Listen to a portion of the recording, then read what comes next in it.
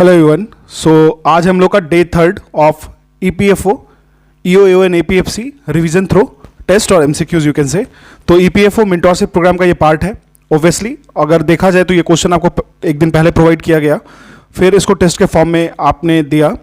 बहुत सारे लोग तो इन्वॉल्व नहीं हो रहे हैं, शायद ये लगता है मुझे 25 डेज है, लेकिन मैं आपको इफेक्टिवली इतना कह सकता हूँ, अगर आप इन टेस्टों को फॉलो कर लेते हो तो आपको बहुत ज़्यादा बेनिफिट होने वाला है। फॉलो करने का मतलब है टेस्ट तो दे ही रहे हो, साथ में अगर इसकी एक्सप्लेनेशन को देख लेते हो, क्योंकि जो भी क्वेश्चंस है उसको मैंने एनसीईआरटी डिफरेंट 6 to 12 और उसके साथ साथ आपको जो सीडीएस, एनडीए, सीएपीएफ इन टाइप्स की एग्जाम होती है उससे हैंड पिक्ड क्वेश्चन है। हर एक क्वेश्चन को ये देखा गया है कि फ्यूचर मतलब आगे आने वाले किसी एग्जाम में वो किस तरीके से आ सकता है। इसके साथ साथ जितने ऑप्शंस हैं उसमें उस हर एक ऑप्शन को एक एक करके डिसइंटीग्रेट किया गया है, तो आपको जरूर इसमें पार्ट लेना चाहिए। ये बहुत ही इफेक्टिव होने वाला है। इसको मैंने ओपन फॉर ऑल कर दिया है ऑन यूट्यूब। अगर आप इसको फॉलो करते हो तो बहुत अच्छी बात है, नहीं फॉलो करते हो तो ये आपके डिस्क्रिप्शन पे है। दूसरी बात है, अगर आप इसकी अगर डेली शेड्यूल को फॉलो करना चाहते हो तो आप डायरेक्टली जुड़ सकते हो टेलीग्राम पे। आईएएसपी से सिंप्लीफाइड इसकी टेलीग्राम चैनल है। अगर आप मेंटरशिप प्रोग्राम का पार्ट बनना चाहते हो तो आप डायरेक्टली मुझे व्हाट्सएप कर सकते हो ऑन 9773761359, जहाँ पे आपको लेबर लॉज, अकाउंटेंसी और सोशल सिक्योरिटी इन सबों की लेक्चर्स मिल जाएगी। ठीक है, अब देखो ईपीएफओ मेंटरशिप प्रोग्राम में आज का जो हमारा टॉपिक था बेसिकली उसमें ट्राइबल मूवमेंट, ठीक है, peasants movement, civil uprisings, socio religious movement, cultural reform. यहाँ से आपको हर एग्जाम में जो भी यूपीएससी कंडक्ट कराती है यहाँ से 2 क्वेश्चन फ्रेम होता है। चलो ईपीएफओ मान लेते हैं 2 क्वेश्चन नहीं बनता है, वहाँ से 1 क्वेश्चन तो 100% आने वाला है। ठीक है, इसके बाद आज अगर हम लोग जनरल साइंस के पार्ट को देखेंगे, जनरल साइंस में भी हम लोग का केमिस्ट्री चल रहा है। तीसरा वीडियो है, केमिस्ट्री फिनिश नहीं हुआ है, मतलब समझ सकते हो आपकी मेरा ये मानना है कि जो भी टॉपिक्स हैं उसमें हम लोग एक जो सेगमेंटेशन है उसको कंप्लीट रिवीजन मॉड्यूल में लेके चले ताकि रिवाइज हो सके अच्छे से। ठीक है, तो अभी जो हमारा टॉपिक है जनरल साइंस के केस में, तो जनरल साइंस में अगर आप देखोगे तो आपको metal minerals, ores and alloys and non metals वाले चैप्टर का क्वेश्चन आपको देखने को मिलेगा इसमें। ठीक है, तो यू ऑल आर वाचिंग आईएएसपी से सिंप्लीफाइड और इसी को हम लोग फिनिश करते हैं आगे चल के। ठीक है, और अगर आपको ये मेंटरशिप ज्वाइन करना है तो डायरेक्टली मुझे व्हाट्सएप कर सकते हो 9773761359। किस तरीके से अप्रोच रखेंगे जो फाइनल हमारा होगा। वैसे तो already mentorship batch 1 and batch 2 चल रहा है। बैच 1 तो ऑलरेडी अब रिवीजन मॉड्यूल में इंटर कर चुका है, बैच 2 1 मंथ लेट था, बट ठीक है। अब देखो इसको अगर आप फॉलो करते हो तो स्ट्रिक्टली फॉलो करो। ये क्वेश्चंस मैं दे रहा हूँ, बहुत ही मेहनत से मैंने इसको पिक किया है और बहुत ही मेहनत से इसकी एक्सप्लेनेशन को डिजाइन करता हूँ, तो अगर आप फॉलो करोगे तो बहुत बेनिफिट होने वाला है। ईपीएफओ की तैयारी अगर आपको ऐसे फ्री में करनी है, अगर आपको कंटेंट चाहिए तो ऑलरेडी प्लेलिस्ट एक 53 वीडियोस की है, उसको देखो। उसमें already accountancy, labour laws, social security, insurance, ये सारी चीज़ें आपको उसमें मिल जाएंगी। कुछ अपडेट करना होगा but more than sufficient content उसमें मिल जाएगा आपको। साथ साथ में ही करंट अफेयर मॉड्यूल को देखोगे, करंट अफेयर वाले सेगमेंट को, तो आई दृष्टि करंट अफेयर की 1 ईयरली मतलब ईयरली जो बुक आती है उसको, उसकी प्लेलिस्ट बनी हुई है, उसको फॉलो कर सकते हो। इसके साथ साथ अगर आप चाहते हो हिस्ट्री हो गया, पॉलिटी हो गया, फिर जनरल साइंस हो गया, ठीक है, जनरल साइंस हो गया, हिस्ट्री हो गया, पॉलिटी हो गया, जियोग्राफी हो गया, इन चीज़ों को अगर आप फॉलो करना चाहते हो, साथ साथ में इन्वायरमेंट हो गया, इन्वायरमेंट सेगमेंट, तो आप आराम से घटना चक्र की पीवाईक्यूज़ की जो एक प्लेलिस्ट है 15 वीडियोज़ की, उसको फॉलो कर सकते हो। मेरा ये कहना है कि अगर आप पूरी की पूरी ईपीएफओ की प्लेलिस्ट को फॉलो करते हो, इंक्लूडिंग ये हमारा जो प्लेलिस्ट है घटना चक्र की, तो आप मेजॉरिटी सेगमेंट को आराम से कर पाओगे। इसके साथ साथ सीसेट और इंग्लिश को कॉम्प्लीमेंट कर लेना, फिर आप आराम से एग्जाम को क्वालिफाई कर सकते हो। ठीक है, तो स्टार्ट करते हैं आज हमारा जो ईपीएफओ मेंटरशिप प्रोग्राम का ईओ एंड एपीएफसी में रिवीजन थ्रू टेस्ट मॉड्यूल है उसको। ठीक है, और ये जो रिवीजन थ्रू टेस्ट मॉड्यूल है जो हम लोग का स्टार्ट हुआ है, बेसिकली इसमें यही हमको देखना है कि हमें जो कंसेप्ट है उसको एक तरीके से रिकॉल करना है, एक्टिव रिकॉल करते चलना है और चीज़ों को सिलेबस वाइज फिनिश करते चलना है। ठीक है, let's start with the question number 1। Consider the following statement with reference to the Bhil tribe movement. देखिए, अगर हम लोग बात करें भील ट्राइब की, तो सबसे पहले आपको यह समझना चाहिए भील जो ट्राइब है उसकी main prominent region of convergence कहाँ पे है, वो लोग रहते किस एरिया में ज़्यादा थे, रहते किस एरिया में ज़्यादा हैं। देखो स्प्रे कहीं भी हो सकता है, ठीक है, आप देखोगे तो कुछ लोकल एरियाज़ होता है वहाँ भी आपको ट्राइब्स स्प्रे करते हैं, लेकिन कुछ एक ओरिजिनेशन सोर्स होता है जहाँ पे वो मूलतः रहते हैं। इस बात का आपको थोड़ा सा डिफरेंस समझ में आना चाहिए। ठीक है, जैसे अगर हम बात करें मुंडा ट्राइब की, ठीक है, तो ना आपको ये तो मोस्टली दिखेंगे, उड़ीसा में भी दिख जाएंगे, प्लस झारखंड में दिखेंगे, प्लस बिहार वाले भी कुछ रीजन में देखने को मिल जाएंगे। ठीक है, लेकिन इनकी जो प्रोमिनेंसी होगी, इनका जो ओरिजिन होगा वो किसी एक जगह पे किसी एक लोकेलिटी में होगी।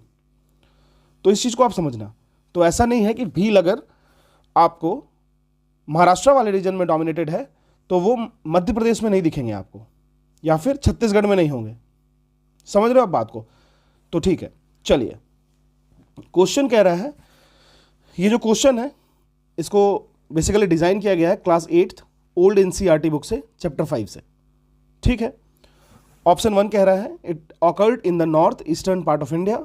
सेकेंड ऑप्शन इज, यह जो भील मूवमेंट था, ट्राइबल मूवमेंट, वो स्टार्ट हुआ था 1820s में और चलते रहा 1841 तक। इसमें से कौन सा स्टेटमेंट करेक्ट है ये बताना है। ठीक है, चलिए पहले समझते हैं। देखिए, अगर हम लोग व्हील की बात करें तो वो प्रिमिटिव ट्राइब्स हैं। किस रीजन के? तो मोस्टली आपको वो देखने को मिलेंगे वेस्टर्न घाट ऑफ इंडिया, और उनका एक खांडेस रीजन में काफ़ी ज़्यादा स्ट्रांग होल्ड है। खांडेस रीजन मैं लिख देता हूं यहां पे। खांडेस कहने क्या मतलब हो गया? प्रेजेंट महाराष्ट्र रीजन, जैसे सौराष्ट्र कहते हैं। ठीक है, तो खांडेस रीजन, महाराष्ट्र रीजन जो हो गया, वहां पे इनकी एक मेजर स्ट्रांग होल्ड है, वहां की प्रिमिटिव है। ठीक है, अब हम लोग बात करें, ये जो खांडेस रीजन है ना, इसको ब्रिटिश ऑक्युपाई करती है 1880s में। और देखो बेसिकली क्या था ना कि जो भी ट्राइबल्स लोग थे वो सबसे ज़्यादा इफेक्टेड हुए ब्रिटिश के इंसर्जेंसी से। सबसे बड़ा रीज़न ये हुआ ना कि उनकी जो प्रिमिटिव प्रैक्टिसेस थी, जैसे मान लो वो एग्रीकल्चर के लिए कुछ अपना रखे थे, जैसे खूट कटी सिस्टम हो गया, खूट कटी सिस्टम हो गया, या फिर मान लो ये तो झारखंड वाले रीजन में हो गया, या फिर स्लैश एंड बर्न एग्रीकल्चर हो गया, या फिर झूमिंग एग्रीकल्चर हो गया। तो हर एक रीजन में डिफरेंट डिफरेंट लोकल नेम्स हैं। तो मान लो अब वो उसको फॉलो करते थे, तो जैसे ही ब्रिटिशर्स या फिर आउटसाइडर्स इंटर किए ना, तो वो उनको उस चीज़ के लिए रोके, तो ये उनको पसंद नहीं आया।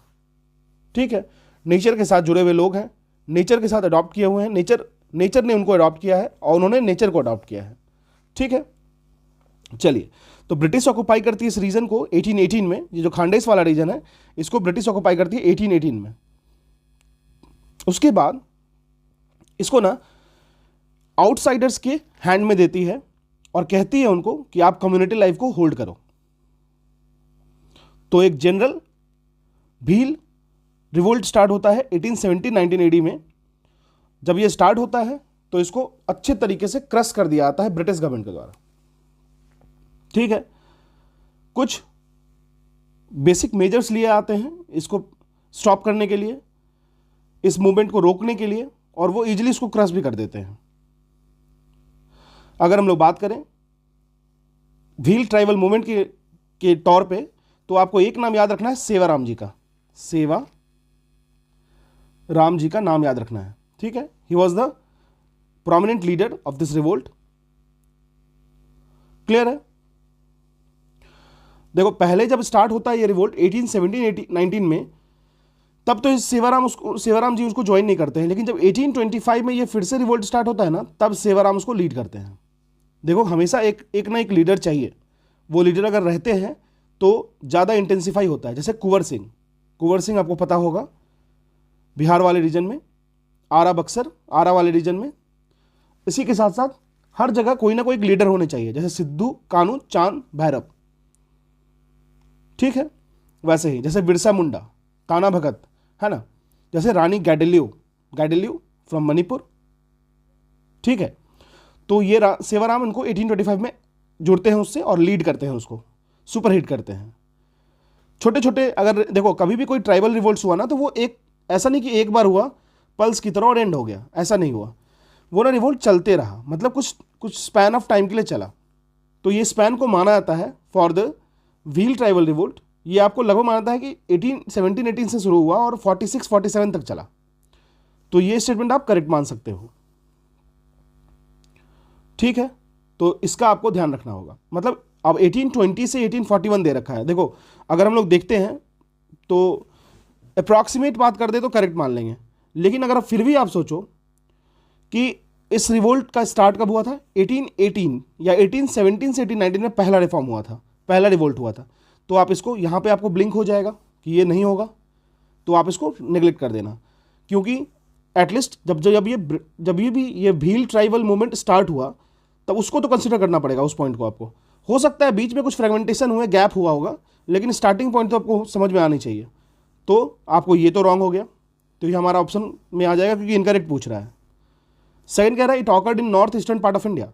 नो, ये north eastern part of India में नहीं होता है, ये आपको मोस्टली वेस्टर्न घाट वाले रीजन में होता है, तो ये भी रॉन्ग हो गया। आंसर हमारा सी हो जाएगा। ठीक है, चलिए अब बात करते हैं with reference to the Rampa rebellion which one of the following statement is are incorrect. इसमें से कौन सा स्टेटमेंट इनकरेक्ट है with considering the fact of Rampa rebellion.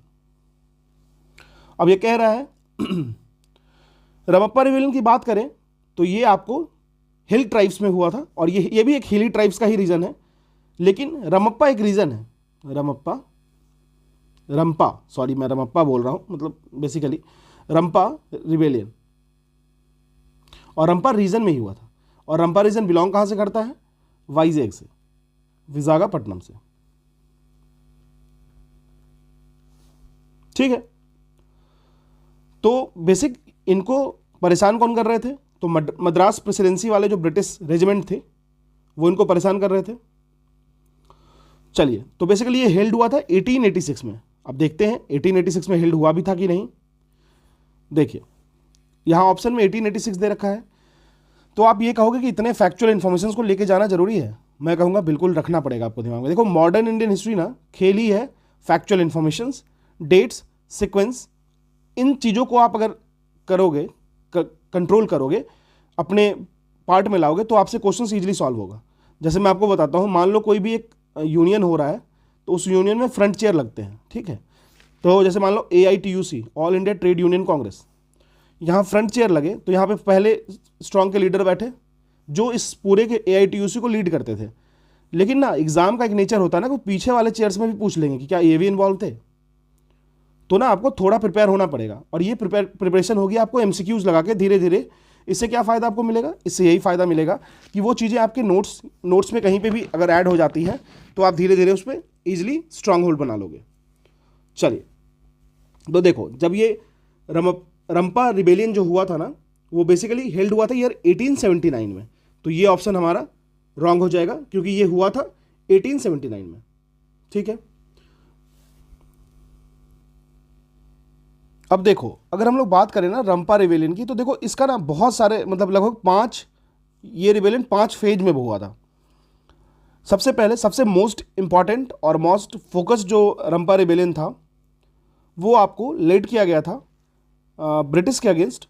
ये आपको पता होगा, अलूरी सीतारमन राजू जी के द्वारा। ठीक है, और ये 5 फेज में किया गया था, मतलब ऐसा नहीं है कि आप इसको डिफरेंट एक सेगमेंट में देख सकते हो। ठीक है, तो एक तो आपको ये ऑप्शन भी रॉन्ग हो जा रहा है। कह रहा है ये पॉपुलर पीजेंट अपराइजिंग था, तो ये भी रॉन्ग हो जा रहा है क्योंकि ये ट्राइबल अपराइजिंग था, और ये महाराष्ट्र वाले रीजन में नहीं, आंध्रा वाले रीजन में हुआ, तो ये भी रॉन्ग हो जा रहा है। आंसर आपका हो जाएगा डी। ठीक है, शायद मैंने आंसर की में सी दे रखा है, I am extremely sorry for that, एक बार आप क्रॉस चेक कर लेना। चलिए मूव करते हैं नेक्स्ट क्वेश्चन पे। नेक्स्ट क्वेश्चन कह रहा है consider the following statement with reference to the Birsa Munda. ठीक है, चलिए, तो ऑप्शन नंबर 1 कह रहा है इन 1895 बिरसा मुंडा ने कहा कि अपने फॉलोअर्स को कि वो रिकवर करे अपने ग्लोरियस पास्ट को। He wanted to drive out missionaries, money lenders and Hindus landlords, जिसको आप लोग कह सकते हो दिकूज। ठीक है, जब इनका डेथ होता है 1900 में, यह मूवमेंट जो है वो फेड आउट हो जाता है। इसमें से कौन सा ऑप्शन करेक्ट है ये हमें देखना है। देखो सबसे पहले हम लोग जान लें कि देखिए बिरसा मुंडा, अगर मुंडा रिवोल्ट की बात कर लेना तो वो अपने सबसे ज़्यादा अपने गोल्डन पास्ट की बात करते हैं। ये भी बात ज़रूरी है क्योंकि इनिशियली वो काफ़ी अपने को स्ट्रांग मानते थे इन चीज़ों में। जो बिरसा थे वो इस मूवमेंट को इसलिए लीड कर रहे थे क्योंकि वो ड्राइव आउट करना चाहते थे मिशनरीज़ को, मनी लैंडर्स को, हिंदू लैंडलॉर्ड्स को, और गवर्नमेंट जिन्होंने मुंडा राज को थोड़ा डिस्टर्ब करने की कोशिश की थी। बिरसा मुंडा की डेथ की बात कर लेते हैं तो वो मरते हैं आपको 9 जून 1900 को। 1900 को उनकी डेथ हो जाती है, और जैसे ही उनकी डेथ होती है तो होता क्या है, यह मूवमेंट वीक होते चला जाता है। ठीक है। बिरसा मुंडा की बात करें 1895 में वो अर्ज करते हैं अपने लोगों से, 1899 में यह रिवोल्ट स्टार्ट होता है। ठीक है, तो ये ऑप्शन तो बिल्कुल करेक्ट है, ये भी करेक्ट है और ये भी करेक्ट है, तीनों स्टेटमेंट करेक्ट है, हमारा आंसर हो जाएगा डी। चलिए मूव करते हैं नेक्स्ट क्वेश्चन पे। कह रहा है which of the following pair is not correctly matched, Santhal 1855, कोल 1831, खासी 1829, अहोम 1815। ठीक है, देखो एक चीज समझते हैं, ये डिफरेंट डिफरेंट रिवोल्ट्स दे रखा है। मैं ये नहीं कह रहा हूं कि आप तुरंत इसको याद कर लो और इन डाटाज को आपको हर हमेशा तुरंत याद हो जाना चाहिए, ऐसा नहीं है, लेकिन अगर आप इसमें टाइम दोगे धीरे धीरे करके तो याद होता चला जाएगा। ठीक है, अब इसमें पूछ रहा है which of the above pair is not correctly matched.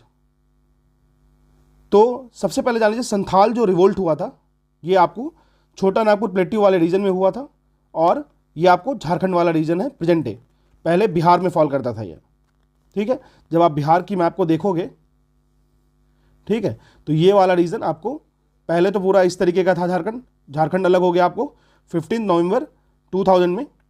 ठीक है, उसके बाद ये जो रीजन हो गया, ये छोटा नागपुर प्लेट्यू वाला रीजन, ये कॉमन रीजन, यहां पे आपको ये देखने को मिला था। तो ये जो जंक्शन था ना सिंहभूम वाला रीजन, तो ये छोटा नागपुर प्लेट्यू वाला रीजन, यहां पे बहुत सारे रिवोल्ट हुए ट्राइबल, खास करके संथाल, मुंडा, कोल, हो, इस तरीके का बहुत सारा रिवोल्ट हुआ है।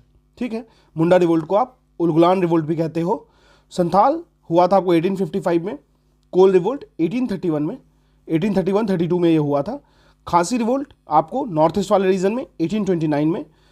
देखो अहोम रिवोल्ट जो था ना वो आपको 1815 में नहीं हुआ था, 1828 में हुआ था। ठीक है, और ये हुआ कहाँ पे था, असम वाले रीजन में।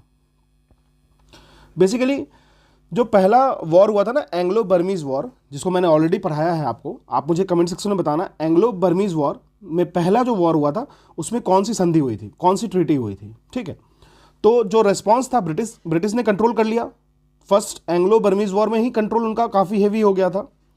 तो ये जो रिवोल्ट था ये लेड किन के द्वारा किया गया था, ये आपको नाम याद होना चाहिए क्योंकि ये नाम आप एग्जाम में देख सकते हो। तो ये लीड किया गया था आपको गोमधर कोवर जी के द्वारा, मैं लिख दे रहा हूं ताकि आप, हाँ, ये लीड किया गया था गोमधर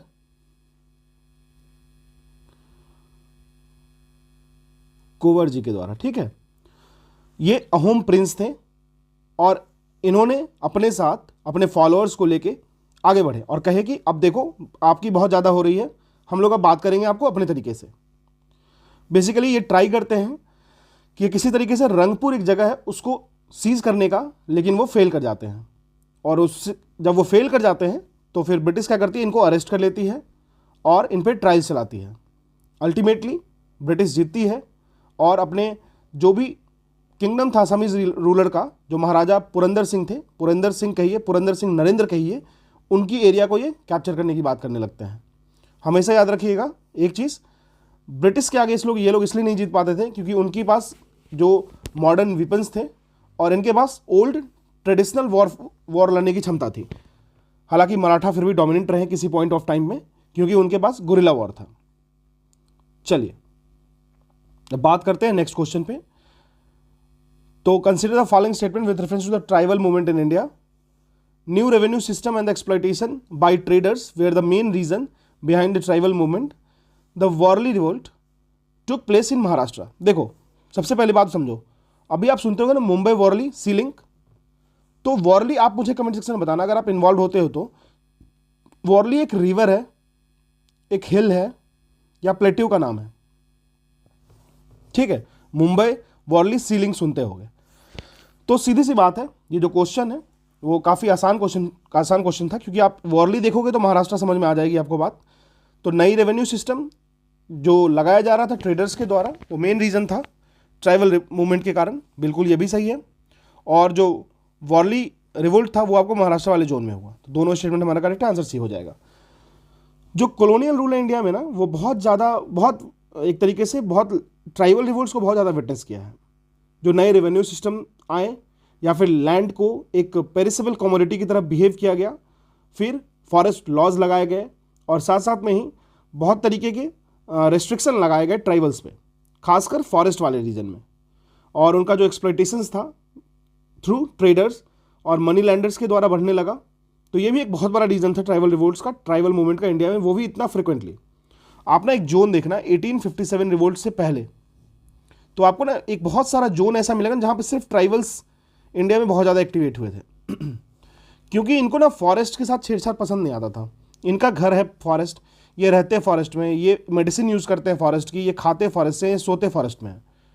फिर अगर कोई आदमी आ रहा है बाहर से XYZ और उसमें इंटर करने की कोशिश कर रहा है और वहाँ पे आके अपने रूल्स बना रहा है, टेनेसिटी एक्ट, जैसे मान लो स्लैश एंड बर्न को हटा दिया, खूट कटी सिस्टम को हटा दिया, एग्रीकल्चर मेथड्स में चेंज ले आए, फॉरेस्ट रूल लगा दिए, तो ये बर्दाश्त नहीं होगा।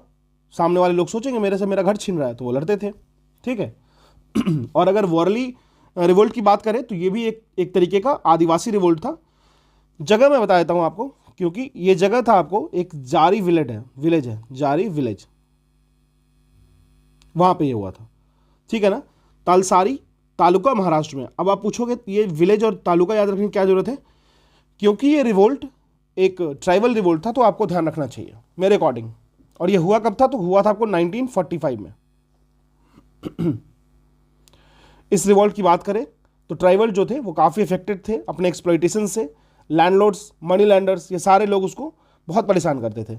सारे ट्राइबल्स मिलते हैं और वो बोल देते हैं कि आज से कोई काम नहीं, और वो रिफ्यूज़ कर देते हैं वर्क, काम करना फील्ड पे लैंडलॉर्ड्स के।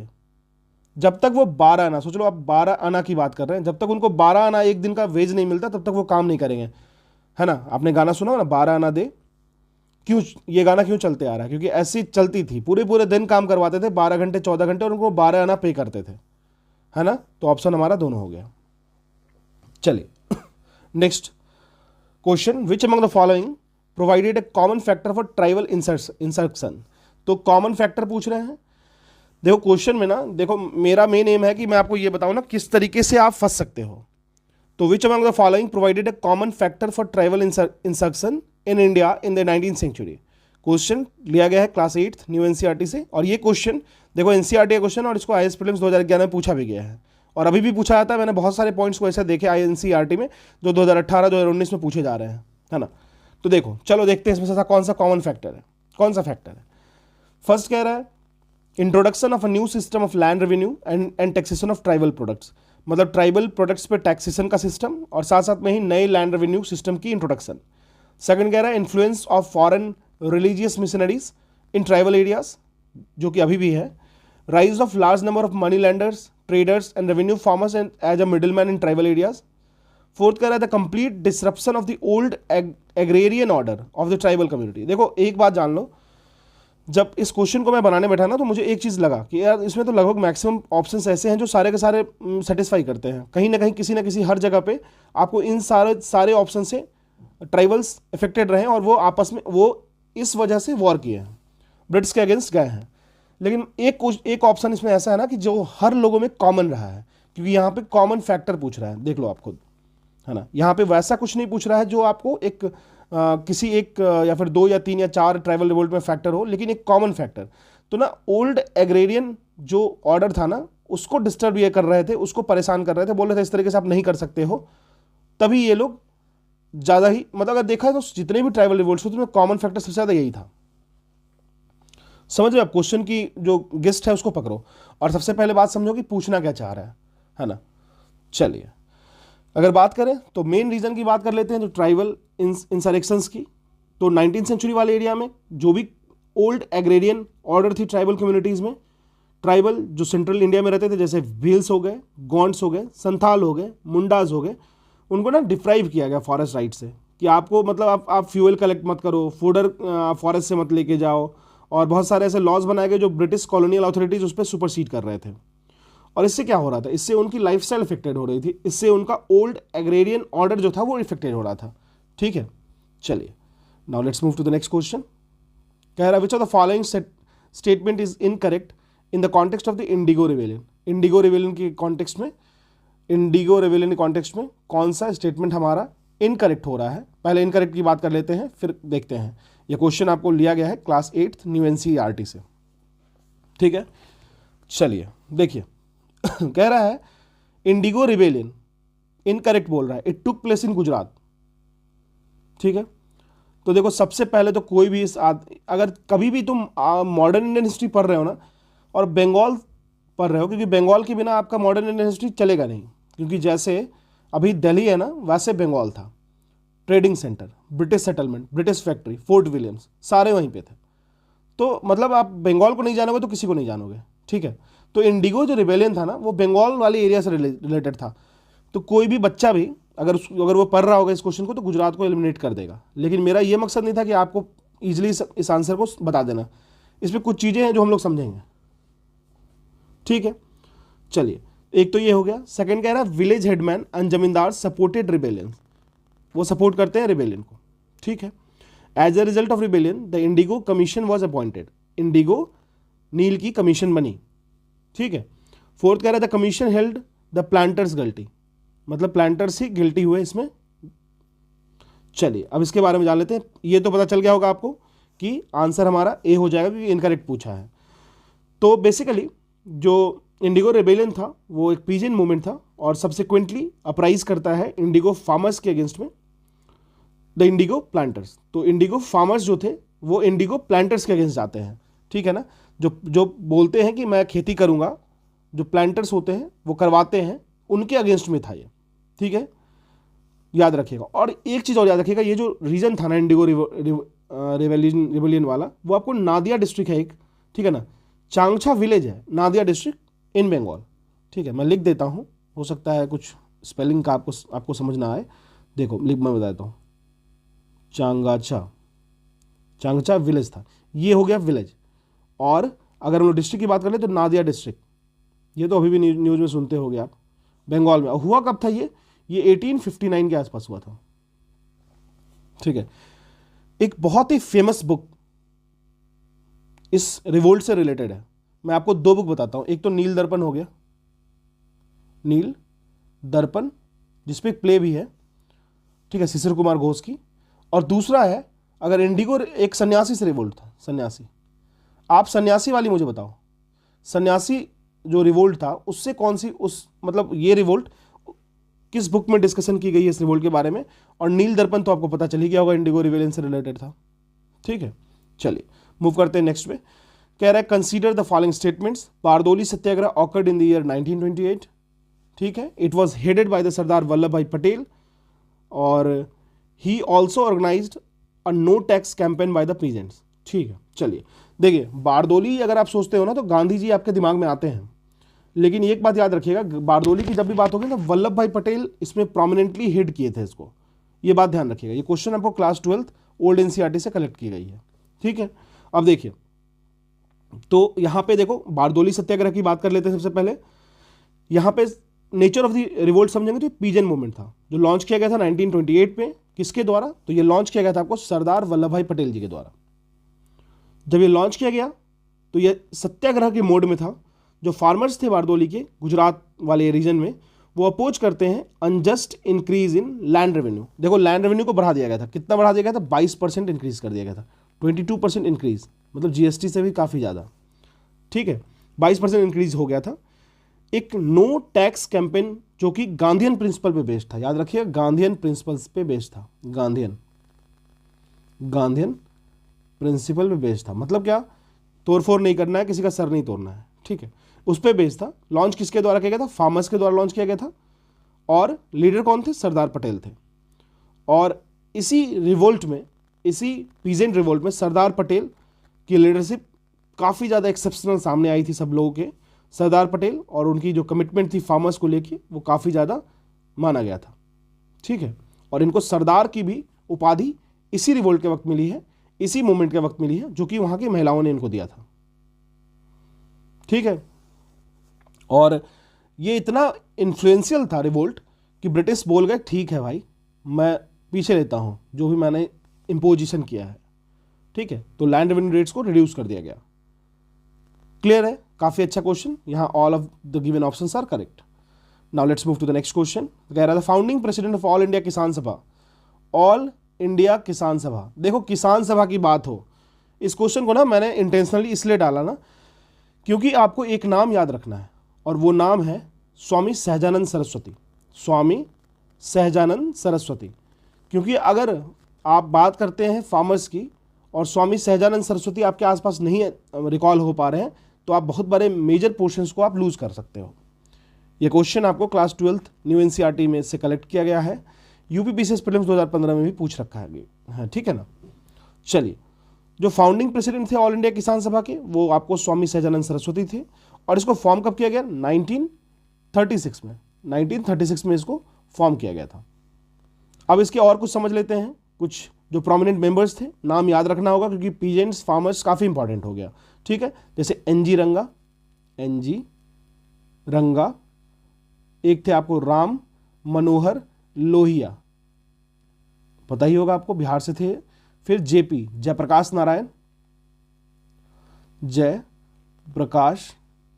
नारायण, ये काफ़ी बड़े सोशलिस्ट लीडर थे, काफ़ी बड़े, मतलब क्विट इंडिया मूवमेंट में, QIM में ये बिहार से लीड किए थे, ठीक है। और इंदिरा वाले जो रिवोल्ट थी उसमें भी ये काफ़ी बढ़ चढ़ कर हिस्सा लिए थे, तो ये नाम याद रखिएगा। बंकिम मुखर्जी, आचार्य नारायण देव, एक और नाम है जो अगर फार्मर्स से रिलेटेड है तो आपको याद रखना चाहिए, वो है आपको आचार्य नारायण देव। तो बेसिकली इसको लाया गया था कि कुछ छोटे छोटे इश्यूज जो हो रहे थे, बड़े बड़े इश्यूज हो रहे थे फार्मर्स को, जो फार्मर्स किस तरीके से प्रोटेस्ट कर रहे हैं, किस तरीके से भूखे मर रहे हैं, उनको देखने के लिए, ठीक है। और ये जो ऑर्गेनाइजेशन था वो एसोसिएटेड था आपको CPI से, कम्युनिस्ट पार्टी ऑफ इंडिया से, वही कन्हैया कुमार वाला in Bihar, now he is in Congress, he was from JNU, ठीक है। JNU कब बना? 1969। चलिए अब बात करते हैं नेक्स्ट क्वेश्चन की। हाँ, देखिए कुछ रिवोल्ट्स दे रखा है, जैसे पबना रिवेलियन, इक्का मूवमेंट, संथाल रिवेलियन, ताना भगत रिवेलियन, ठीक है। तो देखो समझते हैं, अगर हम लोग संथाल रिवेलियन की बात कर लेना तो ये 1855 से 1856 वाले रीजन में हुआ है, मतलब टाइम में। कहाँ पे हुआ है? झारखंड वाले रीजन में, ठीक है। ये अपोज किया था कंपनीज के oppressive revenue and zamindari system को। लेड किसके द्वारा किया गया था? सिद्धू एंड कानू मुर्मू। सिद्धू कानू, हालांकि ये चार भाई थे, सिद्धू कानू चांद भैरव। सिद्धू कानू ज़्यादा डोमिनेटिंग थे, मतलब इस पर डोमिनेटेड थे, इनका ज़्यादा ये लीड किए थे। सिद्धू और कानू मुर्मू जो थे इसको लीड किए थे। लगभग 60,000 संथाल्स इसमें रेवेल में पार्ट लिए थे। अच्छा, संथाल बोल रहा हूं तो आपको कुछ याद आना चाहिए, अपनी प्रेसिडेंट द्रौपदी मुर्मू, ठीक है, ध्यान रखिएगा। चलिए, तो ये जो रिवोल्ट था वो बेसिक, देखो इसमें क्या था ना कि वो बार बार क्लैश हो रही थी ब्रिटिश ट्रूप्स के साथ। लोकल फोर्सेस अपनी जान दे भी रहे थे और जान ले भी रहे थे, ठीक है। और बहुत सारे कैजुअलिटीज हुई, लगभग थाउजेंड्स में कैजुअलिटीज हुई। रिवेलियन जो था उसको तो दबा दिया गया, धीरे धीरे दब गया, लेकिन एक सिग्निफिकेंट कैजुअलिटी हुआ, डिस्ट्रक्शन हुआ दोनों साइड, क्योंकि रीजन एक ही था, रिबेल जो कर रहे थे उनके पास फायर पावर नहीं था ब्रिटिश मिलिट्री के अगेंस्ट, ठीक है। तो ये तो हो गया संथाल। संथाल हुआ कब था? 1855 1856, ठीक है, 1855 1856। तो हम लोग मूव कर लेंगे 1 की तरफ। तो हमारा इतना मतलब क्या, सी हमारा 1 है, तो सी 1 होना चाहिए आंसर। तो अगर देखोगे तो आप हाँ निकाल सकते हो, ठीक है। अभी भी थोड़ा आप समझ लो, उसके बाद फिर बात करते हैं। चलिए, C1 तो यही है, एक ही ऑप्शन हो रहा है तो आंसर तो हमारा मिल जाएगा, लेकिन फिर भी हम वेट करेंगे। चलिए, अगर हम लोग बात करें पबना रिबेलियन की, पबना रिबेलियन की, तो ये आपको होता है 1873 से 85 में, ठीक है, पबना रिबेलियन। इक्का रिबेलियन की बात कर लेते हैं, ये आपको उड़ीसा वाले रीजन में हुआ था और ये आपको हुआ था 1922 में। संथाल 1855 से 1856 में। ताना भगत मूवमेंट जो था ना, ताना भगत मूवमेंट की बात करें तो ये आपको 1914 से 1920 के रीजन में हुआ था, ठीक है। और ये जो रिवोल्ट है वो आपको छोटा नागपुर प्लेट्यू में हुआ था, ब्रिटिश इंडिया के अपोज, ब्रिटिश पॉलिसीज एंड उसके उनके एक्सप्लॉइटेटिव जमींदारी सिस्टम के अगेंस्ट सत्याग्रह यूज किया गया था इसमें, ये भी याद रखिएगा। और इसको लेड किसके द्वारा किया गया था? जतरा भगत के द्वारा किया गया था, ठीक है। अगर इसी तरह बात करें तो टैक्सेस को रोका गया, जमींदार्स, बनियाज, मुस्लिम्स, क्रिश्चियन और British. Gandhian non violent principle पे ये चला, ये भी याद रखना, ये पूछा जा सकता है। और अगर देखा जाए तो 1920s में ये लोग जो ताना भगत मूवमेंट के मेन प्रोमिनेंट जो पिलर्स थे वो ज्वाइन कर लेते हैं Indian nationalist and Satyagraha movement को, जो सपोर्ट करती थी किसको, तो एनसीएम को। तो आपको क्वेश्चन में घुमा के पूछ सकता है कि एनसीएम से कौन से रिलेटेड थे, तो ये बताना होगा आपको। ठीक है, तो अब देखिए ए का आप देख लो। ए हो गया आपको पबना रिवोल्ट, पबना 1873 1885, तो ये 2 हो गया। ए का 2, सी का 1, तो हम लोग का आंसर तो वैसे भी आ गया है, बाकी ऑलरेडी हम लोग ने मैच कर लिया है। चलिए आगे बढ़ते हैं, क्वेश्चन नंबर नेक्स्ट को देखते हैं। चलिए अब देखते हैं, एक क्वेश्चन आपको असर्शन एंड रीजन टाइप का दे रखा है, आपको बताना है इसमें से कौन से जो कोड्स हैं वो करेक्ट हैं। असर्शन कह रहा है फॉर द पॉइंट नंबर 1, चलिए असर्शन कह रहा है the two nationalist mass movement of 1920 and 22 and 1930 and 34 had politicised the peasants and the workers on the large scale. 1920-22 की जो नेशनलिस्ट मूवमेंट थी, एंड जिसको आप एनसीएम से रेफर करते हो, if you know and I believe कि आपको पता है, तो वो एनसीएम की बात कर रहे हैं यहाँ पे। ठीक है, 1930 से 34 ये यहाँ पे बात कर रहे हैं सीडीएम की। देखो एमसीक्यूज को ना तोड़ दिया करो, मतलब आप ऑप्शंस को तोड़ोगे ना तो आपको चीज़ें समझ में आने लगेगी, हाँ ठीक है यहाँ पे इस तरीके से बात हो रहा है। तो कह रहे हैं कि दो जो नेशनलिस्ट मूवमेंट हुए 1920 से 22, 30 से 34, उसको पॉलिटिसाइज किया गया, मतलब वो हाईली पॉलिटिसाइज कर दिया पीजेंट एंड वर्कर्स को लार्ज स्केल पे, इंटीग्रेट तो किया ही किया। ठीक है, देखो ये तो बिल्कुल बात सही है, इसमें कोई शक नहीं है। जैसे अभी मैंने आपको जस्ट बताया था ना, ताना भगत किससे इंस्पायर हो गया, एनसीएम से। ताना भगत को लीड किया गया था जतरा भगत के द्वारा, ये आपको ध्यान रखना है। ठीक है, चलिए तो एनसीएम याद रखिएगा। इसी तरीके से अगर रीजन की बात करें तो रीजन कह रहा है exploitation of peasants and workers let them to raise their voice against the British. बिल्कुल, ये तो बेसिक सा चीज़ है। जब भी किसी चीज़ का एक्सप्लॉइटेशन हो रहा है और वो बॉटल नेक वाली सिचुएशन में पहुंच चुका है ना, तो एक तो पहली बात कि वो खुद लड़ेंगे, खुद उन्होंने लड़ा। ताना रिवोल्ट, मुंडा रिवोल्ट, संथाल रिवोल्ट हो, इतने सारे रिवोल्ट हुए, भील रिवोल्ट, बहुत तरीके के रिवोल्ट। ठीक है, लेकिन जब उनको लगा ना कि हम लोग इतने ज़्यादा स्ट्रांग होल्ड नहीं कर सकते हैं, तब उन्होंने नेशनल जो भी मूवमेंट चल रहे थे उससे खुद को इंटीग्रेट करने की कोशिश की। ठीक है, वैसे भी बेसिकली बाय डिफॉल्ट ये होना ही था। तो ये दोनों स्टेटमेंट करेक्ट है, और जो रीजन है वो भी एब्सोल्युटली सेटिस्फाई कर रहा है फ्रॉम द गिवन असर्शन। तो हमारा आंसर हो जाएगा ये। ठीक है, तो जो एनसीएम था वो 1920-22, एनसीडीएम की बात कर लेते हैं 30-34 ने एक तरीके से पॉलिटिसाइज किया पीजेंट्स एंड वर्कर्स को लार्ज स्केल पे, इंटीग्रेट किया भी कह सकते हो। जो पीजेंट्स एंड वर्कर्स थे वो सफ़र किए हाई रेंट से, इलीगल लेव से, आर्बिट्रेरी एविक्शन से, अनपेड लेबर बने जमींदारी एरियाज़ में, और साथ साथ में ही गवर्नमेंट ने उनके लैंड रेवेन्यू सिस्टम को भी काफ़ी ज़्यादा, मतलब बहुत तंग किया।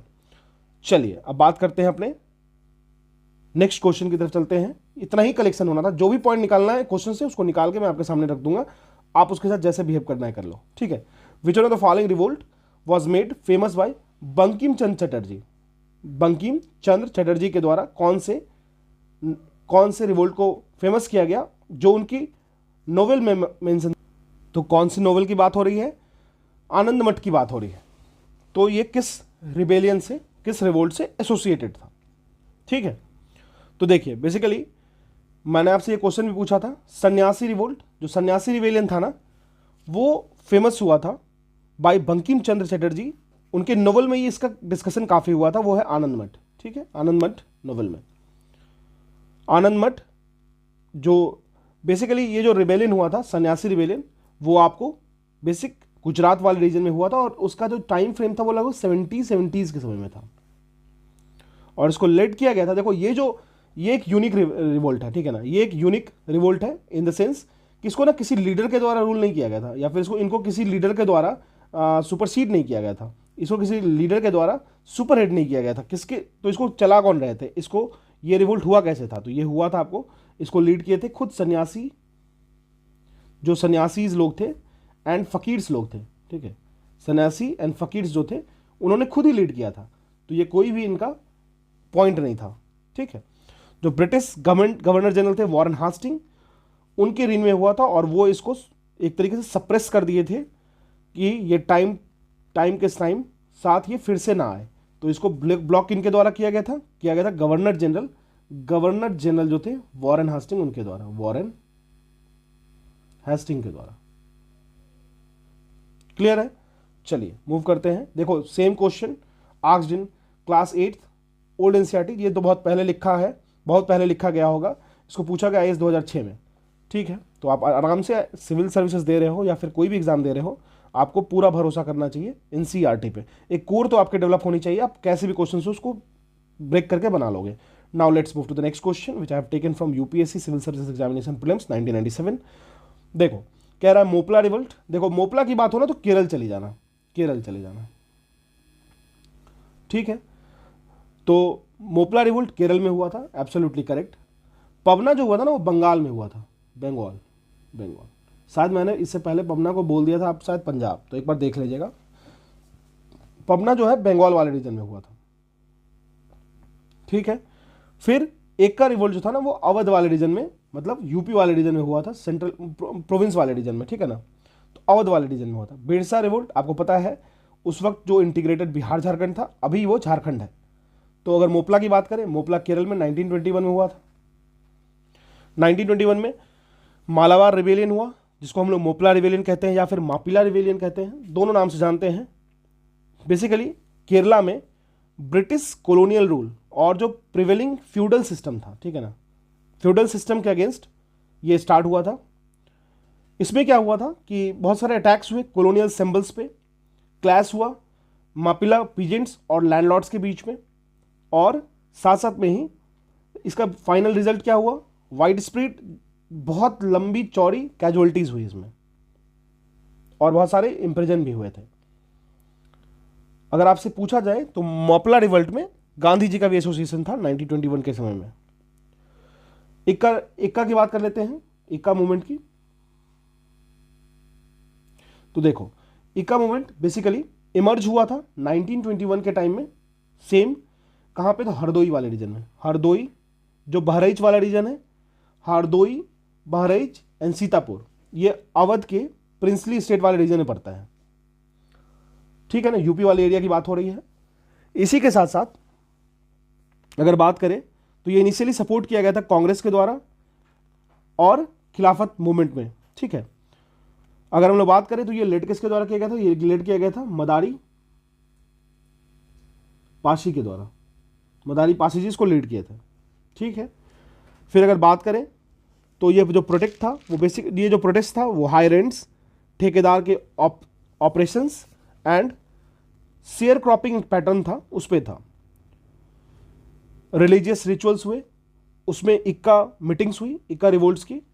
फिर साथ साथ में पीजेंट्स यूनाइट किए जो भी अनजस्ट प्रैक्टिसेस हो रही थी उसके अगेंस्ट, और फिर लीडरशिप शिफ्ट हुआ पासी के पास, जो पासी जी हैं मदारी पासी जी, उनके पास। चलिए अब बात करते हैं पवना रिवोल्ट के बारे में, जान लेते हैं। पवना रिवोल्ट की बात करें तो ये 1873-76 में हुआ था बंगाल के बीच में, और इसको लीड किया गया था ना ईशान चंद्र रॉय, जिसको इनको विद्रोही राजा भी कहते हैं, याद रखिएगा। पवना की बात कर लेते हैं, पवना रिवोल्ट, तो ये बंगाल वाले रीजन में हुआ था, और इसको लीड किसके द्वारा किया गया था, ईशान चंद्र रॉय जी के द्वारा। इनको और क्या कहते हैं, विद्रोही राजा। मतलब अगर किंग होके ये लड़ रहे हैं ना तो आप समझ लो सच में विद्रोही होंगे, ठीक है। और एक शुरू में तो ये बहुत पीसफुल रेजिस्टेंस रहा था पीजेंट्स के द्वारा अगेंस्ट ऑपरेसिव जमींदार, लेकिन धीरे धीरे जैसे जैसे लैंड टैक्सेस को और बढ़ाया गया, इविक्शंस बढ़ाए गए, ऑक्यूपेंसी राइट्स को डिनाई किया गया, तो पीजेंट्स डिक्लेयर कर दिए कि कुछ एरिया इंडिपेंडेंट है और अब हम इसमें इस तरीके से लड़ेंगे। रिबेल आर्मी भी आई फेमाइन के समय में, कुछ पुलिस एक्शंस के अगेंस्ट भी चीज़ों को और बढ़ाया गया, ठीक है। चलिए तो ये बेसिक चीज़ें थी। तो मापिला पढ़िए, मोपला पढ़िए, रिवोल्ट ये केरल से भी रिलेटेड है, तो ए हो गया 1, ए हो गया 1, तो आपके पास ये ऑप्शन है, ये ऑप्शन है। पवना जो है वो बंगाल वाले रीजन में है, बंगाल आपको 3 हो गया, तो बी होगा 3। तो हम लोग अभी तक अपने आंसर को कंक्लूड कर चुके हैं, आंसर हमारा होगा ए, ठीक है। चलिए नेक्स्ट मूव करते हैं। कह रहा है which of the following statement is are correct in the context of Paika revolt. Paika revolt की बात चल रही है और उससे भी बड़ी बात है, पाइका रिवोल्ट तो पूछ लिए, चलो दिमाग में रिकॉल कर लो पाइका रिवोल्ट के बारे में, लेकिन एक चीज़ और रिकॉल कर लो कि यहाँ पे करेक्ट स्टेटमेंट पूछ रही है, ठीक है, क्योंकि बहुत बार ऐसा होता है, मेरे से बहुत बार हुआ ऐसा कि करेक्ट इनकरेक्ट को मैं रिप्लेस कर देता हूँ, 2-4 मार्क्स लूज कर दिया, ठीक है, लेकिन ऐसा नहीं होना चाहिए क्योंकि ये एग्जाम का टेम्परामेंट इसी चीज़ों से डिसाइड होता है। चलिए, तो पाइका रिवोल्ट की बात कर रहे हैं और ये पूछ रहे हैं कि पाइका रिवोल्ट के कॉन्टेक्स्ट में क्या सही होगा। ये क्वेश्चन आपको क्लास 8 नई एनसीईआरटी से लिया गया है। अब देखिए पाइका रिवोल्ट की बात करें तो चलिए, तो ये क्वेश्चन पहला कह रहा है कि it took place in 1790s। तो देखिए पाइका रिवेलियन की बात करें ना तो इसको हम लोग पाइका विद्रोह भी कहते हैं। यह एक आर्म्ड रिवेलियन था जो कि कंपनी रूल के अगेंस्ट में था और ये हुआ किस जोन में था, किस रीजन में हुआ था, तो ये आपको ओडिशा में हुआ था। ओडिशा रीजन में। भुवनेश्वर में जाओगे ना तो वहां पे एक खुर्दा जगह है, खुर्दा एक जगह है। तो ये जो पाइका रिवोल्ट है वो आपको लीडर कौन थे इसके, Bakshi Jagbandhu,